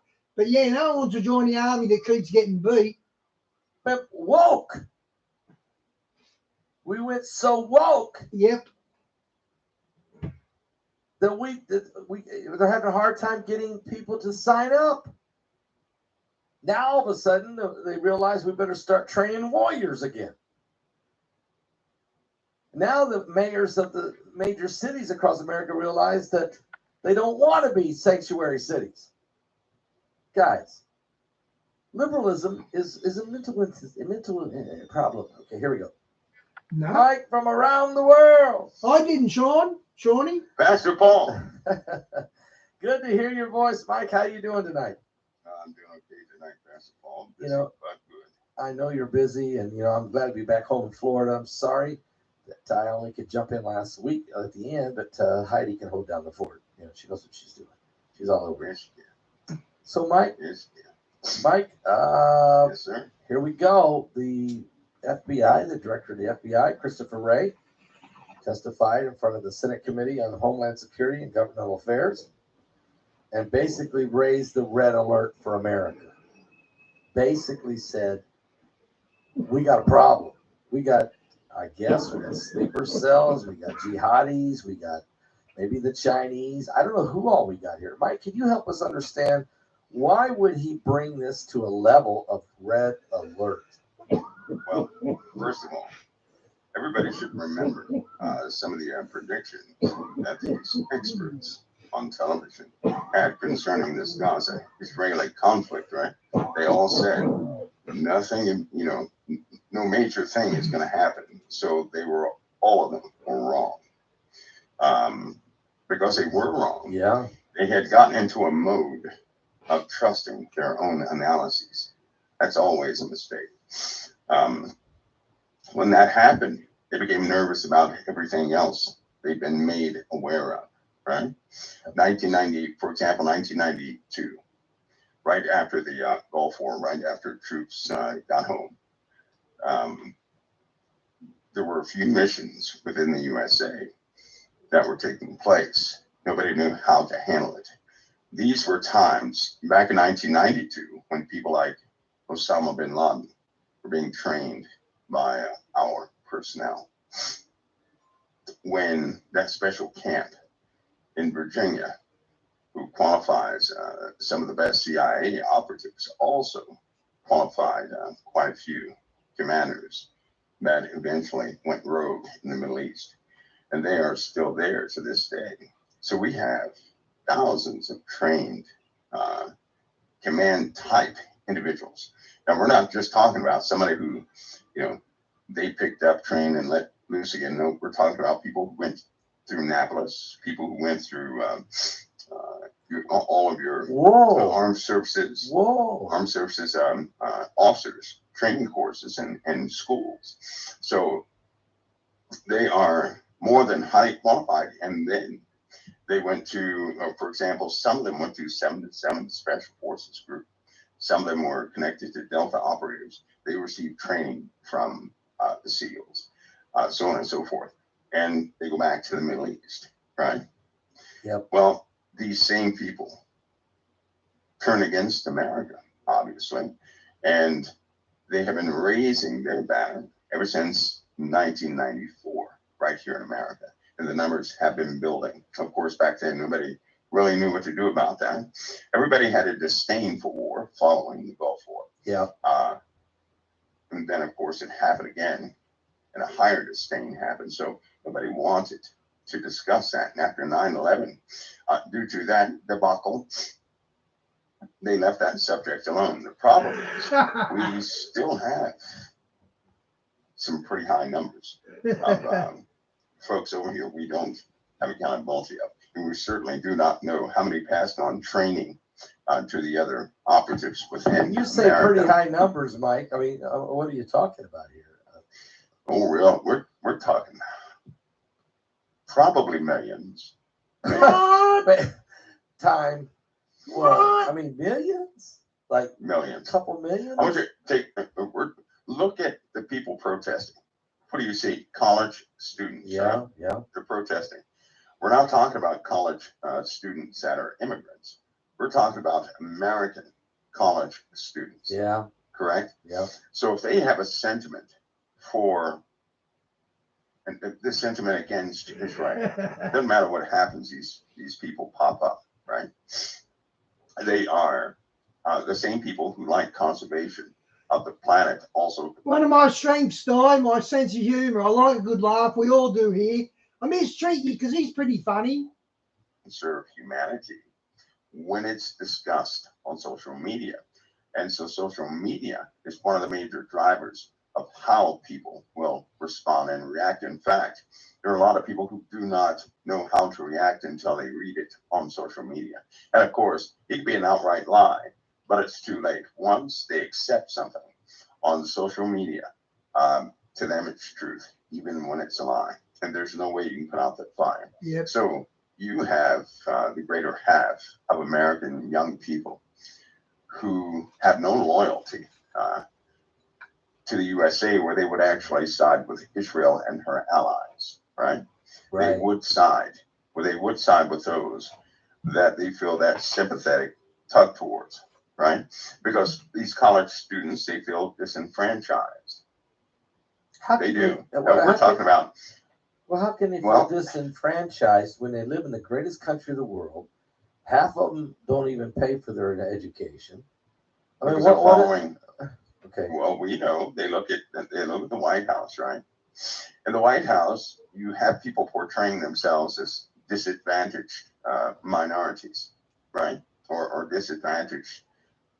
It's not about color, but No. that word minority is not about color. No, I know, you're right. It's about affiliation. And so you have people portraying themselves this way. These young people believe it. They take on that banner and begin to fight for it. So it lets you know the psyche of these young people. Number one, they're aggravated. They have to fight for something, right? If they were not fighting for nature, the crime rate would probably triple. A lot of them, they have their own world they want to establish. Their parents did not raise them. They were raised by video games and by some of the themes in those video games. So they love alternative media. So they're not looking for facts. They're looking for a good story. They're looking for something they can indulge in. And it just so happens any story of controversy that pops up, they pick the disenfranchised side. They start to protest it or speak up about it, so on and so forth. So you have a lot of Americans that are not so loyal. Plus, if you do certain things for terrorist organizations, they can pay you $10 million. They can give you, money here and there. Now, in the culture we live in, where people don't want to work, it's pretty easy to pick up, 10 million bucks to carry a message to a college or to wear a jacket to protest something, to stand for something, right? Right. They'll do it every single time. And this has grown, it's harmless at first. And people really thought it was going to fade away. A major crisis came in 1994 when all this stuff happened and the borders of countries were taken down, and these young people for the first time could compare their lives to somebody else's life, filling them with emotions they're ill-equipped to handle. And then they take sides, not based on loyalty of nation or dedication to nation, but who they have the most sympathy towards and whose story is most believable. Well, you have Hamas out there on every network in the Middle East, and they're giving their story, creating sympathetic causes.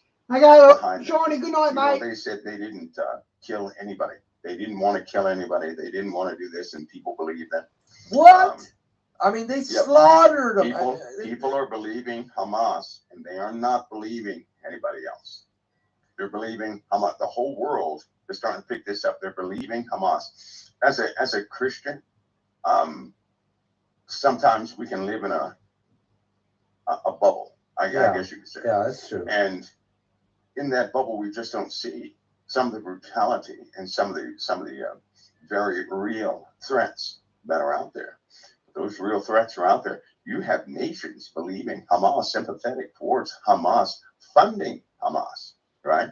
Yeah. And this is the problem. This is one of the major problems in Gaza, because you're always going to hear people who they're going to present the problem in a billion different ways. Not one soul comes with a solution, right? This Gaza problem will not be over, number one, because you don't know who's Hamas and who's not. Right. You don't. You can't do that. So the only way to do that is to take all those people, fair or unfair. By the way, this is not going to work, fair or unfair, and begin to vet them family by family, piece by piece, right? To actually start to find Hamas. But that looks just like what they did to the Jews in World War, II. So that's not going to happen. So what we have here is we have a situation that will not end, because you don't know who's who. In America, we really don't know who's who.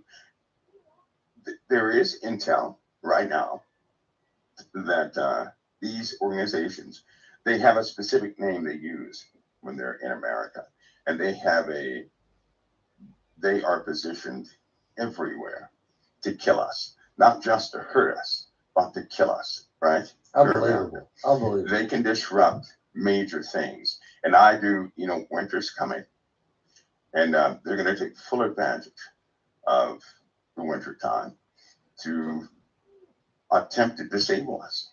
That threat is very high. Now, these folks in these agencies are taking that seriously, because all of them were wrong about Israel. Yeah, they are.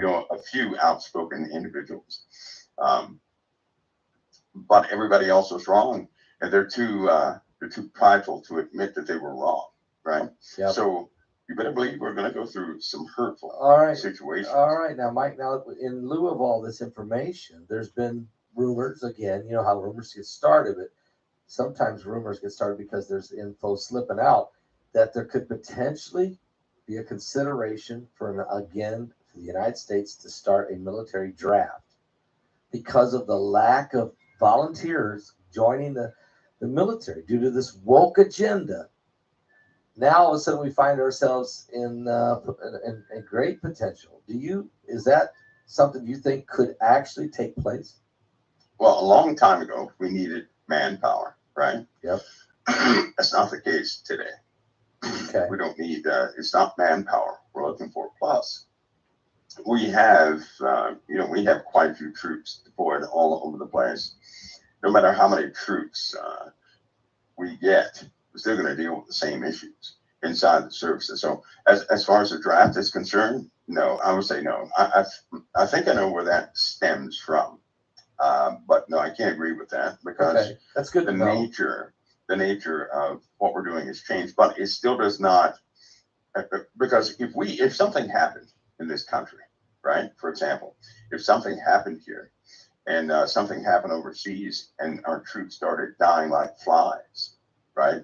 then I can tell you right now, if we had the death of 400,000 or 500,000 troops in less than a month, we will see a draft. But only if people refuse to continue to volunteer. I strongly believe people are hungry, some for good, some not for good, but they have a lot of rage built up from different happenings, and most of the time, this rage is going to be they're going to focus this rage back into patriotism, and then they will. There's a lot of people that will volunteer to risk their lives to go overseas for the military. So I don't see where a draft will be necessary. There's still a lot of people who would do a lot of good in this country, but before that ever happens, we're going to have the world engulfed, so to speak, and America is going to be tied up with its own issues. One of the major factors right now is they want America. They need to have these Middle Eastern terrorists. They need to have America crippled. The number one talk right now is to cripple America. Cripple America. That's what they're talking about. Yeah, well, you've said it many times. And how else could the Jerusalem be 42 months underfoot of the Gentiles unless you take out the Americans? That's right. So and so all this hatred toward America. I mean, we're the great Satan as far as the radical jihadists are concerned. So I mean, you know, I can see how that works. All right, you also said something to Heidi last week. You said, "Oh, by the way, Heidi, the war under the water has already begun, under the sea." Oh yes. And she didn't follow up with that. She just heard you and said, "Whoa!" And then, but I thought maybe we should ask you that question. What do you mean, Mike? It has already begun. Well, war in the oceans is, let's just say, it's in continuation mode. Plus, new actors have done new things. For example, something people may not know about: Hamas has been very active in the oceans. You do know they have drone submarines, right? Hamas. No. What? No. Are you serious, They manufacture them. Yeah. You're serious? Yes, and they use them. They're using them. So, and Israel, of course, is having to combat this underneath the waters, and is becoming pretty sophisticated. Lots of some hair-raising moments. But yeah, it's happening under the water. So it's already begun there. Ukraine, same thing. Russia's doing the same thing.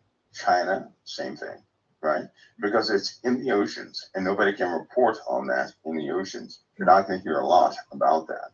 But no, just go look up some of the torpedoes and some of the drones that Hamas, not Hezbollah, not anybody else, but Hamas is manufacturing, and what they have actually used.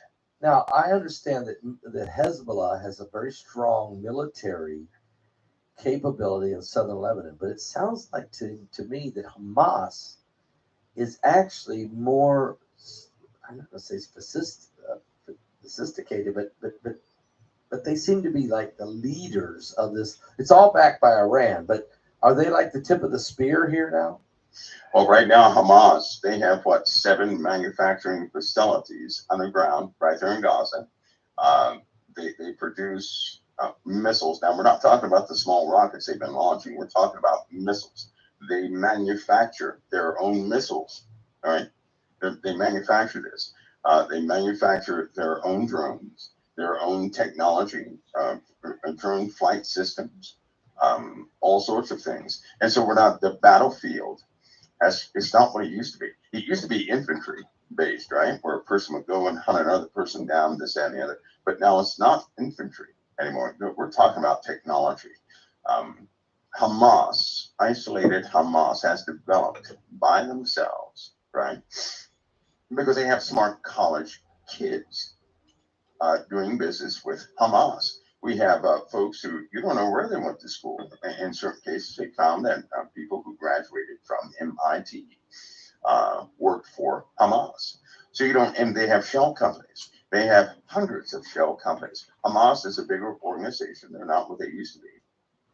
They're a much bigger organization than what most people know. Then they're being heavily funded. Who in the world besides Iran? This sounds like more than Iran who's funding these guys.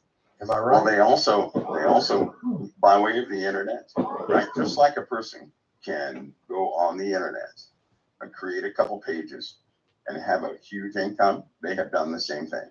Okay, so that's where the difference is. I see. You no longer have to go through an oil company to get millions. You can do that electronically, right? You can campaign electronically and get, you know, thousands of dollars. So they know how to do that by you're doing the little dirty things they do.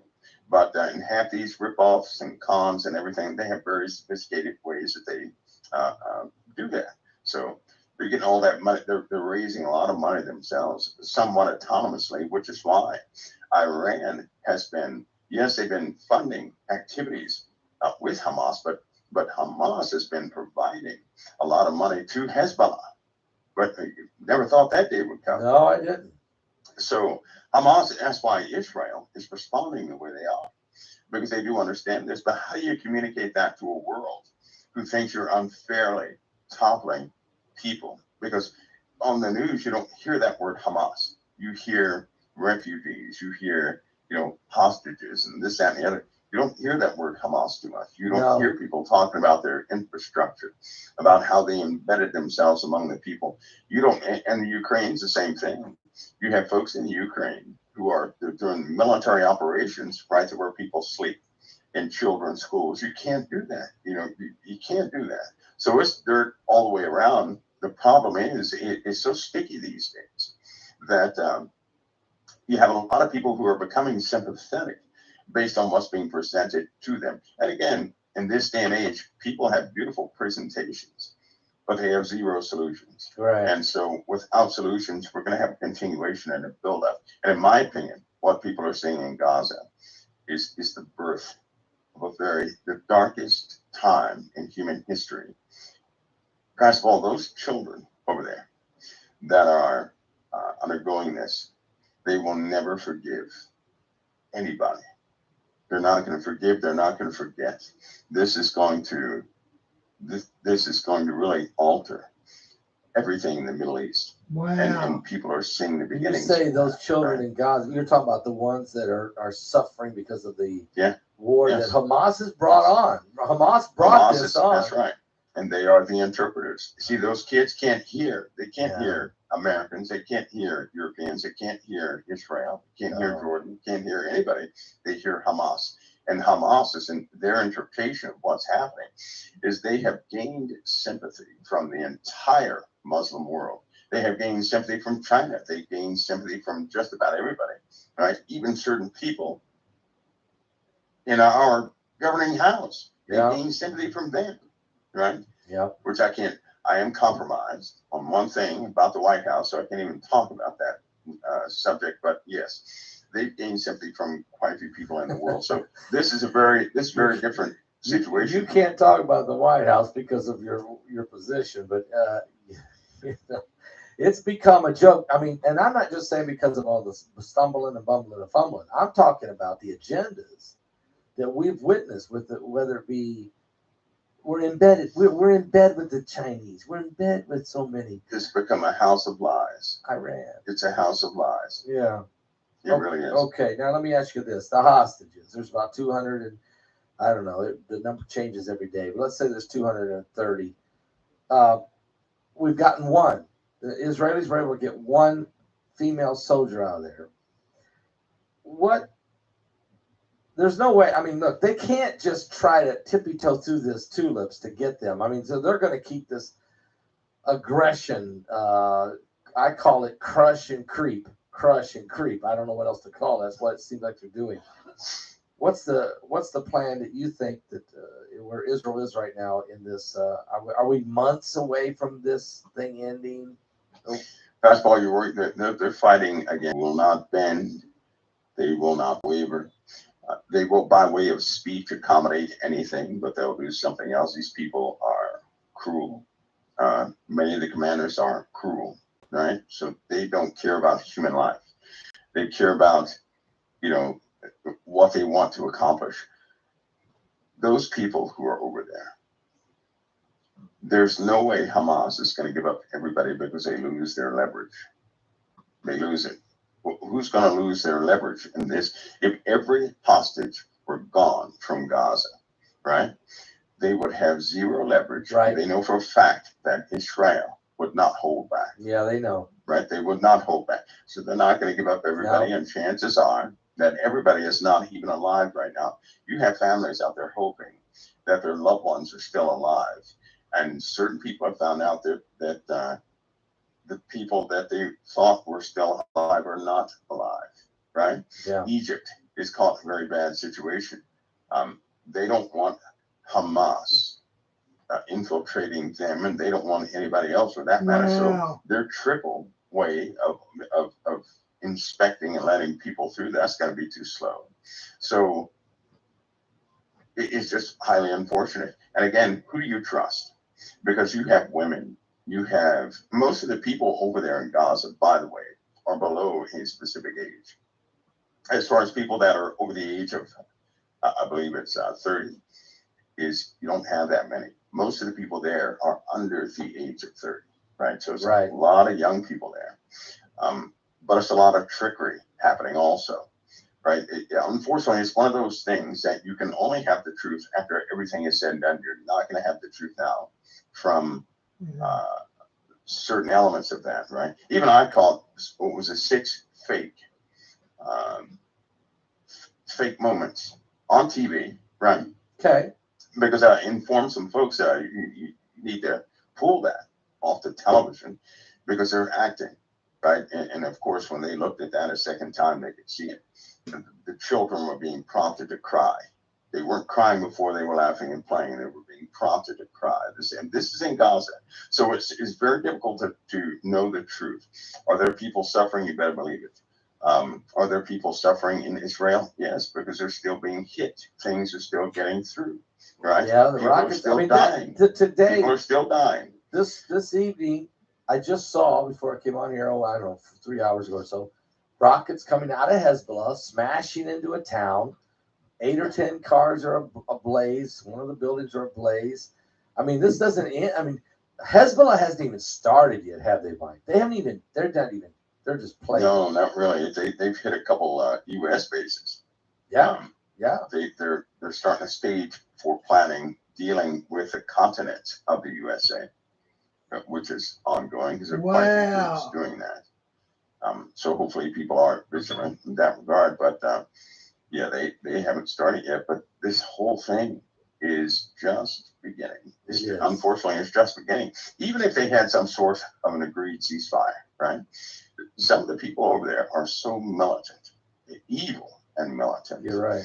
And agenda based that they're going to defy any recommendations given from their commanders. Okay, Mike, I'm going to get to. We want to get to Planet X. There's been people asking some updates. Before we do, I want to ask about Ukraine for a minute because everything's focused down in the Middle East because it is so intense and so horrific, and it involves one of our most important allies. So, but what is Putin doing now? And I'm hearing that Ukraine is basically that they're never going to take the eastern Ukraine back. They're never going to get Crimea back. So, what's the end game here? That's actually Ukraine is actually a NATO doorway, right? A NATO doorway. Putin is not going to let that go because he wants that land back, number one. But if, let's say, for example, the Ukraine was reestablished, they would put launchers and an early warning system right there in that area. Putin is not going to have that. That messes up his entire early warning system for his net coverage of that entire province. Plus, there is an underground, there are underground things there, right, that are very valuable. And people know about that. So that belongs to Russia inherently, and they're not going to give it up. They're not going to give that. Had it remained undiscovered, fine. But that wasn't the case. So they're not going to give that up. No, they're not going to give it back. I mean, the eastern Ukraine or Crimea. But are they willing to end this war, leaving Ukraine as a sovereign nation, what they have left? Or do you think they just don't care? Once Putin makes a declaration, right?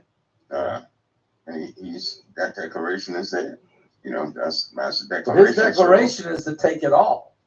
Yeah, period. Well, that's his declaration. He can't afford for NATO to occupy that territory. In fact, we were there. NATO was there, right? When the war started, there were certain parts of NATO that had to evacuate, right? He's not going to let them back in that door again. If he does that, Russia will be under the total control of the West. He's not going to allow that to happen. He's just not going to do it. And so right now, it's very important for him to continue doing what he's doing, right? They're going to back him. Everybody's going to back him. Eventually, the Ukraine's going to turn into something else. And it's going to draw many people into a conflict they don't want. Well, that's happening already, but that's just one of those unfortunate things. But he's going to continue. And Zelensky is, I'll say it again. You never know who somebody is until everything is said. Now, I know that there's a lot of popular statements and interpretations based on the internet. These guys had identities prior to this war that were nothing like what they are now, right? Right. A lot of those guys are actors. They're very good actors. Right. They can put on the face you want. But I need to remind everybody that, first of all, Zelensky was prompted by President Joe Biden, and he went along with everything President Joe Biden said. Yep. And everything President Joe Biden directed. So what does that tell you? He's doing anything he can, right, to stay in that position of power with those people. The people that are there, right? The civilization does not know all those people. Yes, you're going to have innocent people among them.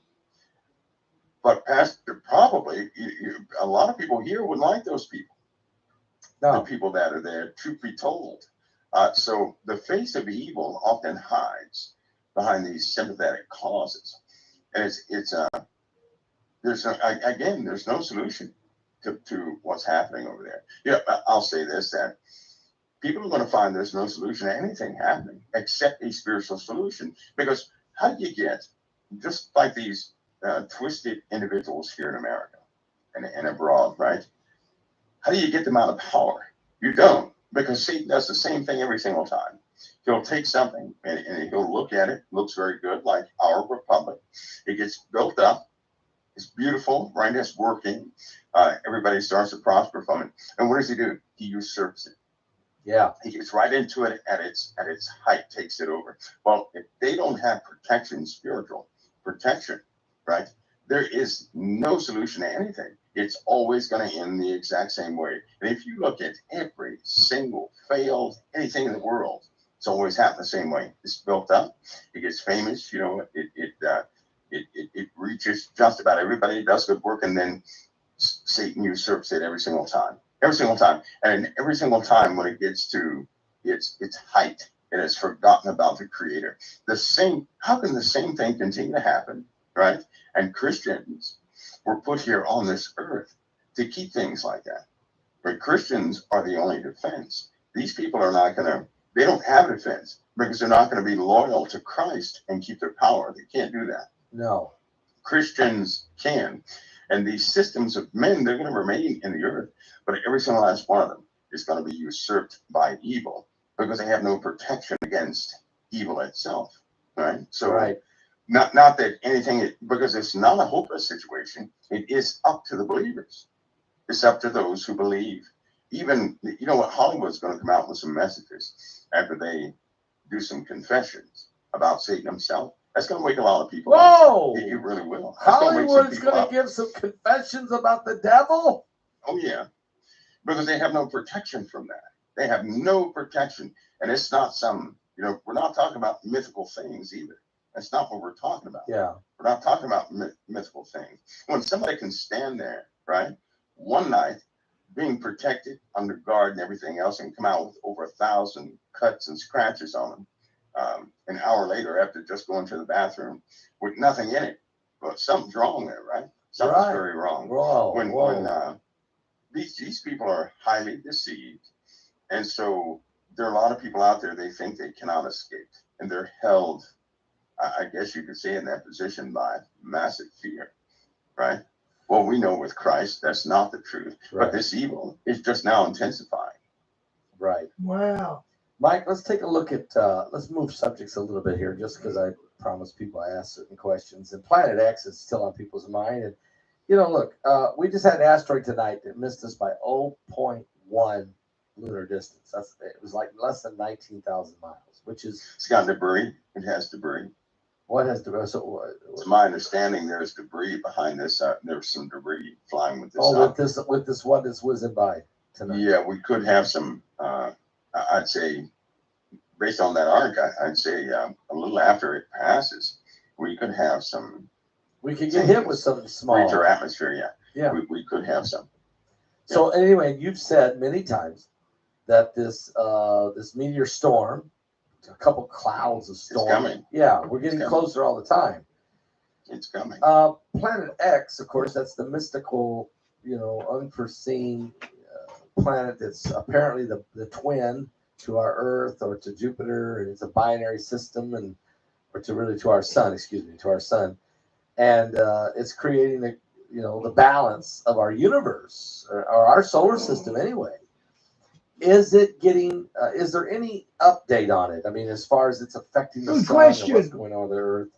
Pastor, well, everybody knows the weather's not right. Right. So, what do people watch next? Keep your eyes on the ocean. Of course, the weather's going to be a consistent thing, but the animals are about to do what they've never done before. The animals will start to. They're gonna start, blowing their own trumpet.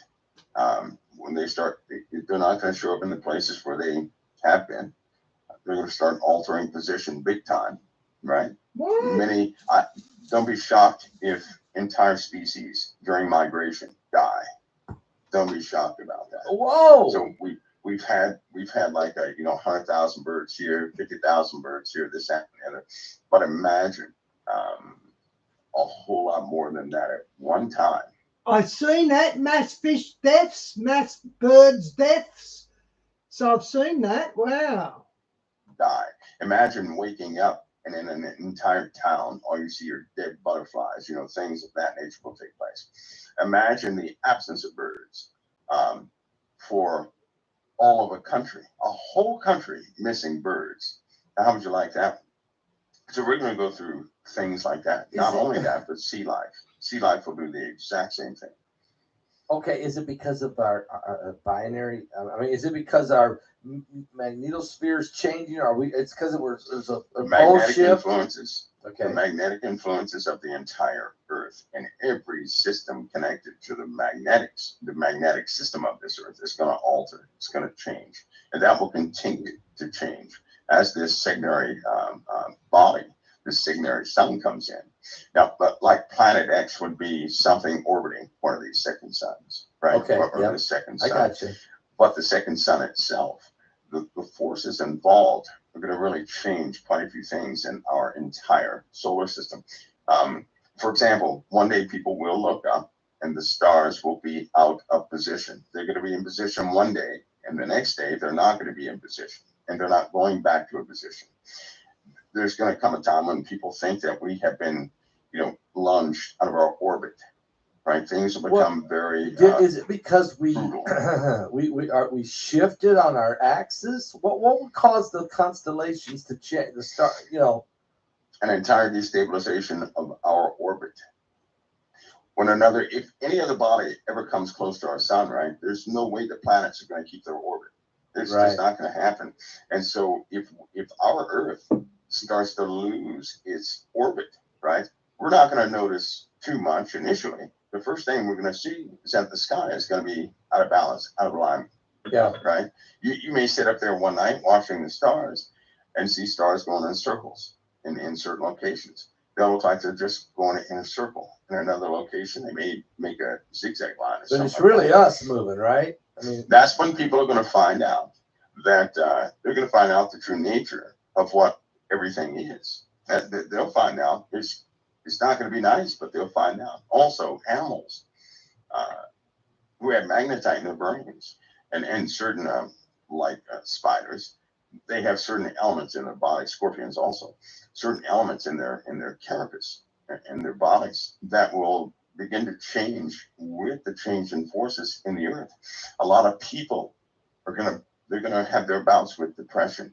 Anytime a magnetic field is altered, especially the Earth's magnetic field, if it is altered, depression is going to be one of the first things we have to contend with. it will be induced by an alteration in the magnetic fields. We're also going to see large and massive fluctuations of our magnetic field. So they'll start reporting that, right? People will start, that'll be so common. Watch it. I'm telling you that it's going to be common for people to read the news and say, oh, magnetic field failed again over this area, over this area. It's going to be quite common. So, you know, when you look at the Bible, when you look at Isaiah 24, it talks about this pole shift. It talks about the earth flipping upside down. People have to be, the inhabitants have to be repositioned, or they got to transfer to different locations. Then we look at, okay, that's Isaiah 24. Then we can read about, you know, the sun will be darkened and the moon will turn to blood over in Joel, or in Amos at the noonday. Then we can go to the New Testament. Jesus tells us there'll be signs in the sun, the moon, the stars, distress of nations. So basically, is it possible that whatever's going on in the spiritual world is manifested in the physical? I mean, is it kind of like hand in hand?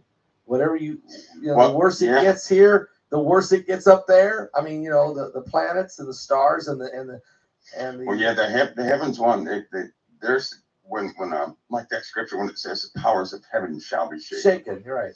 Well, if it's just saying that in those scriptures, that means prior to that time, the powers of heaven were not shaken. And last time I read that word powers, it was talking about an entity or force behind something to keep things in order.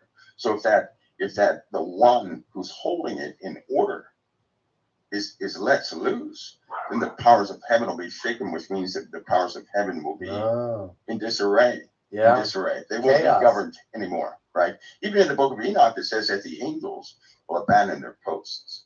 Yeah. Right? They're going to abandon their posts. So, and it was explaining how they hold physics to be physics, right? They're the ones that cause certain forces to act the way they do. What they're finding out in quantum physics right now is that there's some type of intelligent force behind every force. That's what they're finding out, because their new experiments seem to be confirming that, yeah. Put it that way, right? Which means something is keeping everything in check. Right. We don't have a concept of. Can you imagine something keeping every single electron, proton, and everything else in check? That's far away from the physics we understand. But through CERN, they have found this out, utilizing those properties and calculations. They have made great strides in their search for this new energy source, right? They've actually pulled energy from the other side, a lot of it, right? So yeah, I've heard that. They succeeded because of that principle, because something is governing every single force all the time. Anyway, but yeah, we're gonna have is everything in the heavens dictates everything down here. Yeah. Right. Yep. And I believe everything in creation itself, everything in the heavens was made to sustain what it sustains. Everything is highly purposed. A perfect balance. So God put together a perfect balance. Yes, sir. And the only thing that's messed it up is sin, mankind's disobedience, a lot of stuff. Us. There's no doubt about that. Yeah, we put our fingers in it, and it just goes up and just messes up. Oh man, praise God. All right, so now, okay, let's look at the situation also, and that is, we haven't talked about China tonight, but China. Okay, we talk about Russia. You know what Russia's doing with Ukraine, and they're going to win this war of attrition. And what it means is the United States is going to run out of money, and they're going to quit sending cash to Ukraine. Ukraine's going to have to fold up. Because now we got another fight going on, Israel, and this is huge, and we're almost out of ammunition, and we're having to produce so many ammunition now. The plants are all cranking. But what if China decides to jump into Taiwan? Are we ready for this? Nope. No, we're not. Would we just succumb with just time? Is Taiwan gone? Is it already a given? Can you just count it, just mark it down? Well, China wants to govern things just like we did, right? They do. They want to govern territories like we do, because that's what we do. We manage territories. If China takes that role, my, that's a whole different world. They want to take over the world, don't they? Don't they want to run this whole? Yes, they do. Just like we have. Yeah. Just like we have. And of course, the internal, I'm telling you, there are people within our government who want the USA gone. Yeah. They're not the people. They are not the folks you think they are. I mean, think Anyway. about this. We got people sitting in Congress, the squad, and there's about 16 of them now in Congress. As to its purpose, they're not. These people are dangerous. Yeah. And don't think for a moment they just happened to have gotten elected. They just happened to have gotten selected. This is purpose. They knew exactly who those people were. They want these people to tear down this country, and that's precisely what. For example, we don't have a proper command structure for military forces, right? No. And I'm telling you right now, that's not corrected within 2 or 3 days. We're going to start paying a heavy. I said this Monday. It's so funny. I did kind of rant and rave about that just a little bit. But on Monday, I said that. And so now they're setting up hearings. But I don't believe they're going to make. We have some crises happening right now. This Middle Eastern problem. Yep. Is not a good problem. No. Because we've already detected. There's some things that have happened they cannot bring forward. If you think the Israel situation is bad, it is nothing compared to what they tried to do.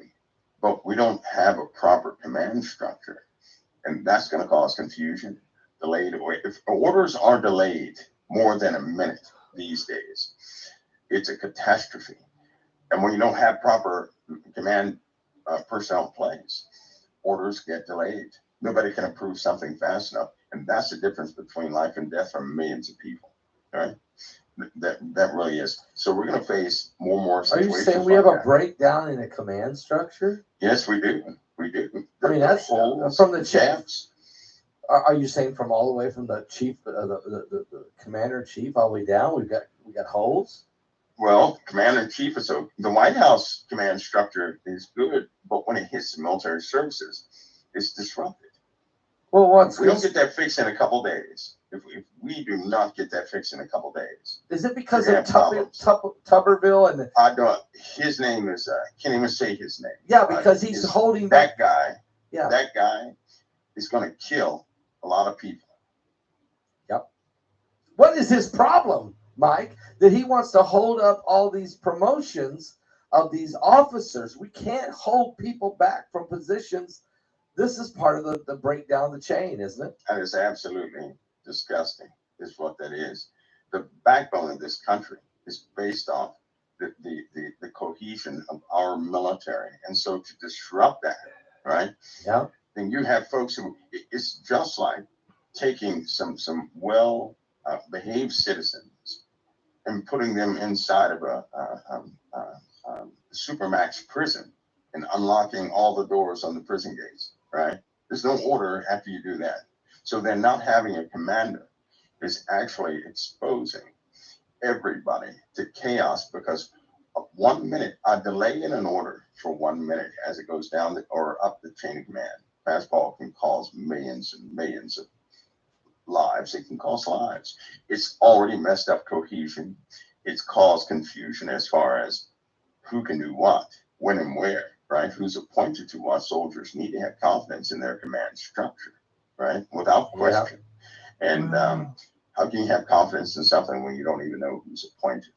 You can't even start to build that cohesion. And so you're going to breed competition among the lower commanders, who will then begin to, do certain things for a position because they're looking to be promoted. That's not good. It's not a good situation, because we can be taken full advantage of. Things have already happened where we were too slow because nobody knew who could make that decision. Yeah, everybody's waiting on somebody to make the decisions. Too late. I'm telling you now, we have about 2 days, and if we don't have that solved, and this is why Congress is going to have. They're talking on the floor about this. If we don't have that solved, then we're gonna see some major. Yeah, I was watching today. There were several U.S. Senators, and they were yelling at him. Basically, they were calling Tuberville out. I mean, look, Tuberville wants. I understand what he wants to do and what he wants to make sure that we get the right people in the right place. but we can't. So he'll kill everybody to do it. Yeah, you can't do. You can't throw the baby out with the bathwater, Tuberville. I mean, you can't throw the baby out with the bathwater. So, again, he should go back and coach football. I think he's out of his league. But He is. I mean, he means well, but he's out of his league. He is. His assessment of the situation is based on athletes, not actual. I know. Soldiers. Yeah, this is a different. This ain't a football game. We're talking about life or death in a war, and we got global powers. Now, look, I know what he means, and I know he means well. He's a good guy, but he doesn't understand the big picture how things work, and you can't shut down the chain of command system within a U.S. military for this many months and think it's going to be okay. It's not going to be okay. That's prideful. That's very prideful to assume that he's right and everybody else is wrong. Yeah. That's extremely prideful. Yep. He's even gone against his own advice from his own people. Yep. Like he's not listening. And if he persists, it's going to cause a major. That's what I started talking about Monday when I lost my composure. But I think they'll fix it, and a few more. I think they're going to get this guy in a headlock somewhere in the back room and do some arm twisting, and they're going to get this guy under control at some point. They have to, or he'll come up missing or something. But you know what I'm saying? They have to. I'm just saying. I know how Washington works. I just know you can't stand in the way forever. Ask Vince Foster. You just can't stand in the way forever. It seems like there are elements within this country that want us to falter badly, right? Yeah. And these are crucial months. If we start making mistakes now, we only have, time period has already begun, but if they can stall us on a few issues now from us in government, we're going to pay the price, pure and simple. This has never happened before. Right, this should not have gone on for this long. This month, this has gone on for months, right? It just didn't happen. This is going into month 6? Yeah. So this is just not good, and for this to have gone on that long, it also tells you that people are unsure what they can do. See, that's the other problem, Pastor. When you have people in power that are unsure of what they can and cannot do, because we live in everybody wants to prosecute everybody. The stone steps are everywhere. Okay. So if anybody gets out of line, the stone steps are popping up. They're ready to. Yeah, they're dragging the people to court. Look, okay, let's talk. It's never been this way. Have we ever seen anything like this? Okay, so we have the president's 3 children.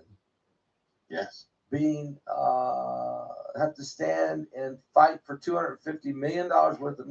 Here's what I can't understand: Donnie, and then Eric, and then Ivanka, and then the president. And he's got 5 trials going at once, or 4 or 5, whatever it is. They're trying to take him off the ballot in Colorado. We've never seen anything like this, Mike. We've never been here before. What is going on? No. But I'm going to ask you. I mean, I'm a simple man. I'm a country preacher from the cornfields of Indiana. My question is this: if you go to borrow money from the bank, and you go in there and you try to show them what assets you have and what you think they're valued at, because you're trying to borrow, right? I mean, okay. But at the bank, it's the bank's responsibility to do what's called due diligence, to figure out about what your assets are worth, and they'll loan you not all the way as much as it's worth. They'll maybe 70%, maybe, and then they'll loan you money if you're doing good, if your credit's good. And then after you borrowed this money, you pay it back. You don't owe it. You've paid it back. Why would you have to go to trial for that? Well, that's not the bank. That's clearly it's not the bank. Something else that somebody else is. In these days, somebody can look at you and say, I think that person did so and so. Right? That's it. That's all you need. And then all of a sudden people start looking into it and things happen. Listen, everybody knew that President Trump was a business guy, right? Now, there's not one business guy in America that knows all of his own accounting. Exactly. Not one guy. No. And there's not one business guy that's going to sit there and evaluate himself in a conversation or something else. So America knew he was a businessman, right? The bad part is, but the part that haunts me was, number one, I saw that coming long before he was ever president. I didn't know how that was going to happen. I didn't know, but it did anyway. And now they won't leave the guy alone. And they're No. dragging his children into it as a red line. You don't bring somebody's kids into anything to prosecute the father unless it's murder. That's just, egregious in my opinion. That really is. But Okay. it's sad. It's sad. We're just at this time in history, and it's very unfortunate, very sad. It just so happens to happen at a time where Israel's having some major challenges. Let's talk about that. Okay, so we're going into 2024. How long do you think this Israel uprooting, destroying of Hamas, and then what? How long do you see this lasting before it's over? And Gaza's got to get restarted. Somebody's got to be in charge if Hamas is wiped out. How long does this take? And what does it look like at the end of it? I don't want to say this, but the hammer is about to fall. On who? In the Middle East. It's not going to be anything like it was. Israel is going to be forced to stop. And Israel is going to be forced to give up its weapons. What? They're going to be forced to do that. Okay, so Israel's going Who's going to force them to in do other words, that? the hammer is coming from outside. Israel's going to get hammered and forced to succumb. They're going to be forced to stop. Yeah. Is the United And they're going to be, and when they're forced to stop, they're going to be forced to give up their weapons. And all of it will be forced. It's going to be forced. Okay, do you see, let's say, Israel going through, finishing off Hamas, but do you see the United Nations, a peacekeeping force, maybe with some even American soldiers going in, creating a two-state solution and forcing this on Israel? I can literally see Israel held hostage, but in a very different way. For example, suppose the Middle Eastern coalitions solidify their decision to stop Israel due to public outcry, anger, all the things that are happening and building now. Or they stop the war. It's going to be forced. And then they're going to go in and take Jerusalem by force, right? Yeah. As with the UN, with the Muslim nations, under the guidance of the Vatican. I see all that happening. I do too. It's in the Bible, really. I see that happening. They're going to take the weapons away from Israel this time. They have no choice. Pastor, what's happening right now has caused such anger that no one cares about justification anymore. And the message is causing a hatred that nothing else has been able to cause, and all that hatred is directed towards Israel. Now, unlike other times, we're not talking about governments. The governments of nations are telling the people to calm down. The people are angry. That's not happened before, not like this. No, you're right. No. And so this time, it's not going to be enough for them to stop. When they stop them, they're going to have meetings. They can say, listen, we got to make sure they can never do this again. That will be the public outcry. We need to make sure Israel is not capable of doing this again. That will be the public outcry. And that will be that. That'll be that. And so in other words, the United Nations is going to turn on Israel, including the United States at some point.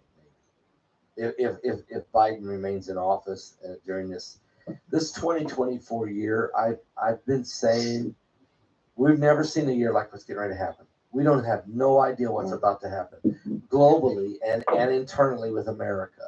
We've not been here. I mean, it's possible. What you're saying is Israel could get disarmed.